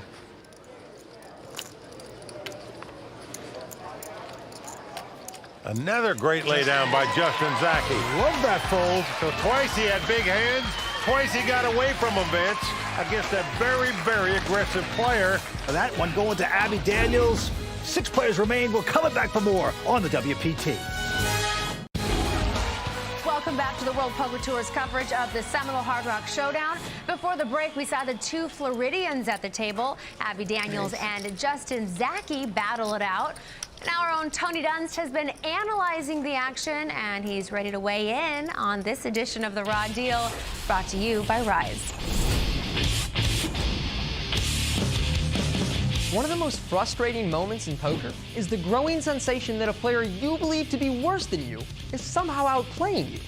There's no doubt Justin Zaki believes himself the much better player when up against Abby Daniels. This is no judgment on Justin's confidence level, it's just natural that a young professional like Justin will think himself ahead of a middle-aged woman with minimal results. And besides, what poker player doesn't secretly suspect that they're one of the greatest of all time? In the first confrontation, Justin 3-bets an under-the-gun raise and gets the cold 4-bet of Abby Daniels dropped right in his face. Strong. It seems likely that Justin believes Abby is quite simply not capable of a pre-flop cold 4-bet without a monster. This illustrates the consequences of being a player with a very tight range for your most aggressive moves. Eventually opponents adjust and you start losing money when they make big folds to your obviously bigger hand. It's in the second confrontation between the two that the frustration of the moment begins to affect Justin. After raising ace-7 of hearts from the small and connecting on the 10-10-7 flop, Justin fires out a pretty standard value bet. Once Abby calls the large raise on the flop, Justin figures that Abby's range for calling the flop is so narrow that even with a helpful turn card, it's actually hard for him to be ahead. It's only now he realizes there was actually no sensible hand he could have bluffed her off on the flop. There isn't much in the way of draws that would make future streets awkward, and just calling gives Abby a chance to keep bluffing the rare times she has air or something with low equity. Meanwhile, dear Abby, chill. You look so intensely excited at the prospect of playing for stacks, you can barely sit still. You read like your hand is strong enough to leap up and beat Justin to death with. But let's give Justin credit despite his wasteful 3-bet. He made a smart fold with the ace-king in a spot where many would end up stacking off, and he sensed his error on the flop with ace-7, then made the right read on the turn. You're just like owning me on every hand. Still, Justin worries aloud whether he's being owned by Abby, even though we know he's making smart folds. Keep your wits about you and your frustrating moments won't be too unprofitable. How do I know? I'll let you in on a little secret. I'm one of the greatest players of all time. Well, I would agree. I think Abby needs to work on her poker face a little. And as you can see, our chip leader is a 22-year-old Taylor van Kriegenberg.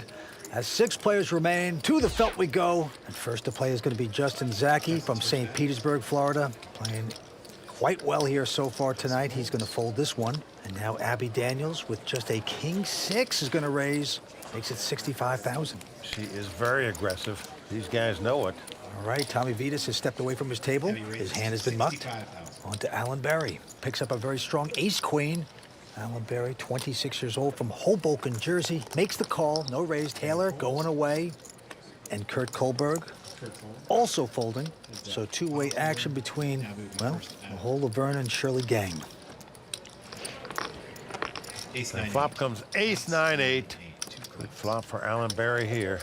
She's going to make a continuation bet with absolutely zip and pip, 85,000. She's got a few chips now, and she's back to her aggressive mode, but that is not going to work here. Berry just calling, not going to raise. That should turn the caution lights on for her. Now the jack of clubs comes off. Abby does have a flush draw. But she's going to slow down. Well, Alan Berry doesn't want to fall into any traps here, so he checks right behind her. Let's see if she catches the club. Nope. But now a queen comes off. So Alan liking that card. He's got the top 2 pair now. Nothing hitting for Abby. Well, the only way she can win it, Vince, is to bluff at it. I love it. She does it. She bets 115 and an insta-call by Alan Berry, of course. King high. He beat her in the pot, and he's going to take it down with aces and queens. I want to see both cards, otherwise she has to mark. Wow, that's Jersey for you right there. Wants to see both cards, Mike. Well, that's a little bit of a needle here. Just wants to see what she had. Nice. And also maybe put a little bit on tilt there, Vince. Usually when you win the pot, you just want to take it down. You don't care about seeing the other card. All right, well, the blinds are going up to 20 and 40,000. She looks a little confused there. She is super aggressive. She's tough, and action goes to her. She's got a nothing hand. She'll take a rest, folds. Tommy Vitas back at the table. Looks down at King Jack. Got Kojak. He's the Vin Diesel of poker. Has that kind of look. He does. He's got a raise, makes it 90,000. Alan Berry, content with himself after the last hand, folds. And now Taylor van Kriegenberg, our chip leader. Well, he's got Queen Jack, but that's good enough for him to raise. Yeah, he makes it 180. But Kurt Kohlberg with an interesting ace-10 of spades. No, ejects that one. And Zaki also folding, so back on Vitas. And he's going to make the call for the action. Well, as the cards lie, Tommy has him dominated. Once come King 9-8, all hearts. Nice flop for Tommy Vitas. He's out in front now with the 2 kings. And he has a heart too, but he's going to check it. He's going to throw him a little rope here. Taylor also checks. Well, now an ace comes off. That's a scare card for Tommy for sure. He checks. And look at this, Vince. Taylor is going to represent that he has an ace in his hand. Something like ace 10, ace queen. Yep. He checked the flop. Now he's betting the turn, but Tommy's not going for it. He's calling with the kings and the flush draw. Yep, and hoping to hit a flush, but no, 4 clubs on the river. Again, Tommy checks. And now Taylor with absolutely nothing's going to bet $2 million. Well, he is setting Tommy Vitas all in here is what he's doing. Played this hand so bad. Wow. Tommy Vitas faced with a tough decision here. Show me, 5-4. So sick. Should have shoved the flop. Vince, he's only got second pair here, and the way this hand was played, it looks like Taylor made a pair of aces at least. If Tommy would lose this pot, he'd be out in 6th place. Tough call to make. Vince, let me tell you something. I don't know how you call your case money here. Whoa. Kings, he's done it. He has made the call. Folks, I'm telling you, that is playing the game right there. You can see why he's got a WPT title to his credit. To make a call like that for all your money, where you're going to be out if you're wrong, if the guy's got an ace or a better hand than that. That is a tough call to make with second pair there. Oh, Tommy Vitas from Astoria, New York, making the call of the night. 6 players remain. We're coming back with more action on the WPT.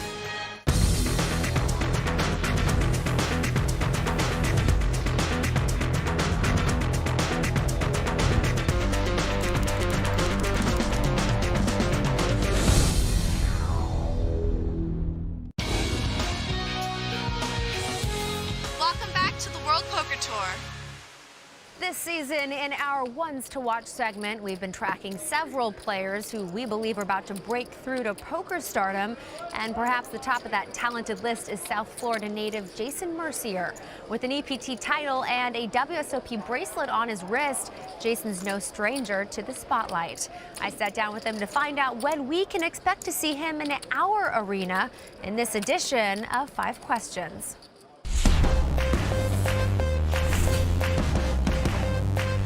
You've won over $5 million in your poker career, but with the WPT, it's been $85,000. So I'm wondering what the disparity is. You know, sometimes it's just random, like which tournaments you end up having success in. But I'm pretty sure I'm going to win or start final tabling a few of these things real soon. So you don't believe in jinxing yourself? I don't really believe in jinxes. It's more just like a little bit superstitious, you know, like when you start to get the same type of bad beats and stuff in WPTs, and you're just like, you know, maybe I'm never gonna win one of these. You're always dressed so casual. What does it take for you to dress up? Like church, I'll put on like a polo or in jeans, you know. I want to be comfortable when I'm playing poker, so I don't even like putting on a button down to go to like a bar or club. Or a televised interview? Yeah, well, I mean, I forgot, you know, I just got out of bed. If you could only play one game for the rest of your life, what would it be? I guess it would be PLO. I think it's the most fun game to play. PLO makes you think a lot harder than Hold'em. Well, maybe for you. Yes, for me. I mean, why not for you? Some people find that PLO is easier to play than Hold'em, believe it or not. Possible? PLO, it's almost easier to put a guy on a type of hand. Resin, no limit. The guy can have nothing or the nuts and like things like that.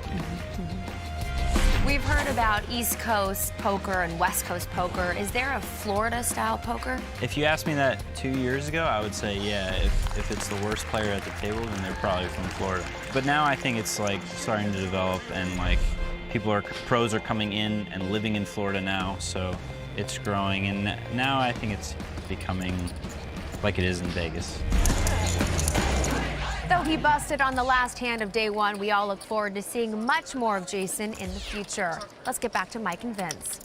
For those who may not know, PLO is Pot Limit Omaha. It's where you start with 4 cards instead of 2. It is a fun game. Actually, I lost my son's college tuition in that game. All right, back to the felt we go. Kurt Kohlberg with a pair of jacks. Gonna make it 100,000 to go. Justin Zaki peeking down at a miserable-looking 6-deuce. Won't play that. Action on Abby Daniels. And the lady at the table looks down at 2 ladies. What a time to get them. What a hand for her. Raise.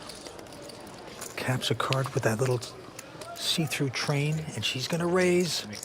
Yeah, she makes it $250,000 to go. Vitas and Barry out. Back on Kurt Kohlberg. All in. Oh, he's pushing all in. Well, this could spell doom for Kurt. Can't blame him, and this is almost automatic, you would think, for her with the queens. Well, Kurt has finished 5th his last 2 previous times at a WPT final table.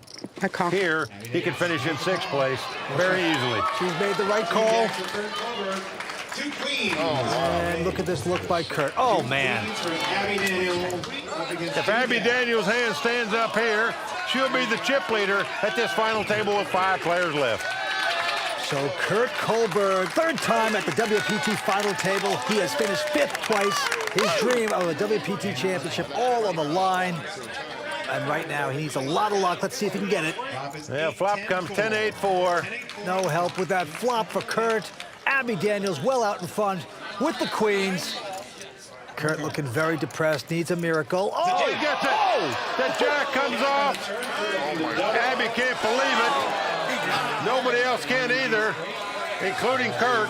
She must now catch a queen or a 9 to win this pot. A 9 would give her a straight. A queen would give her a bigger 3 of a kind. Down to the river we go. Well, it's an 8. Kurt Kohlberg has made a full house to win this pot. Vince, he hit a jack on the river a minute ago to stay alive. Here he caught the 2-outer on the turn, and he is over to see the Royal Flush Girls. Saying, girls, how about this? 52-year-old Kurt Kohlberg with the suck-out of the night, maybe of the year. A miracle double up for Kurt Kohlberg, vaulting him into 2nd chip position. This also sets Kurt up nicely for WPT Player of the Year points. That race currently has Andy Frankenberger in the lead, with Vivek Rajkumar not far behind. In the meantime, we have to take a quick break here in South Florida, but there's more poker action as the WPT's coverage of the Seminole Hard Rock Showdown continues. Stick around. Hello. I would say that once people meet me in person and actually talk to me, they realize that I'm not a douchebag. I despise that kid. I've been here for like 4 days and he just walks around and talks way too much. I guess I'm just overly critical and I jump to conclusions that someone's bad at poker, and they take that as like a strike to their personality, which is not true at all. If someone's bad at poker, that doesn't mean that I don't like them. It just means that I think they're bad at poker. Unless they're bad at poker and then they think they're the best, then I don't like them, because then they're just stupid. Get me the hell out of here. Well, certainly Alan Berry doesn't lack confidence in his poker game, but he's a very bright guy, a double major from Rutgers. And Vince, I really believe that because he is so intelligent, he just doesn't think anybody can play as good as him. Well, he's been a poker pro for 3 whole years. Must be nice to be young and know it all. All right, back to the felt we go. He folds. And now Taylor also folding. Action around to Kurt. He's got the ace-4 offsuit. He's in the cutoff position. He's going to raise it. And now Justin Zaki looking at a seductive 9, 8 of clubs. He's got those suited connectors on the button in position. Wants to see a flop and makes the call. And Abby Daniels now with a interesting little 5, 6 of clubs, and she's also going to make the call. Got the suited connectors, but unfortunately for her, the same suit. And Tommy Vitas in the big blind with just queen, 3 of hearts. Well, Vince, he's got money in the pot. He's getting a huge price on his money right here, so he makes the call with the queen, 3 of hearts. 4-way action. Pretty amazing. Welcome to Florida. All right, who will be lucky? Let's see. And flop comes king, 10-4, 2 flush draws. And unfortunately for Abby, she's got the smaller flush draw. Well, she has checked it. Tommy Vitas also checking. Now, Kurt Kohlberg with a little pair of 4s, going to check as well. All 4 players checking around. Now a 9 of spade comes off. That actually gives Justin Zaki the best hand and the best draw. Abby going to check again, and Tommy Vitas saying, enough of this stuff. You guys must be weak. I'm betting 235,000.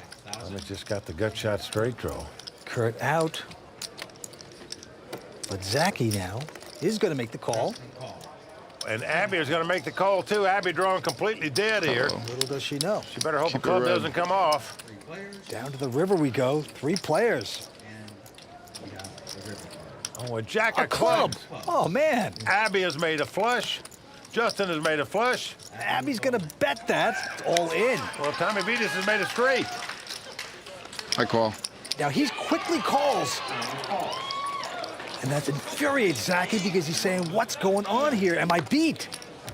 Well, Vince, it was a huge bet, $845,000 and a snap call.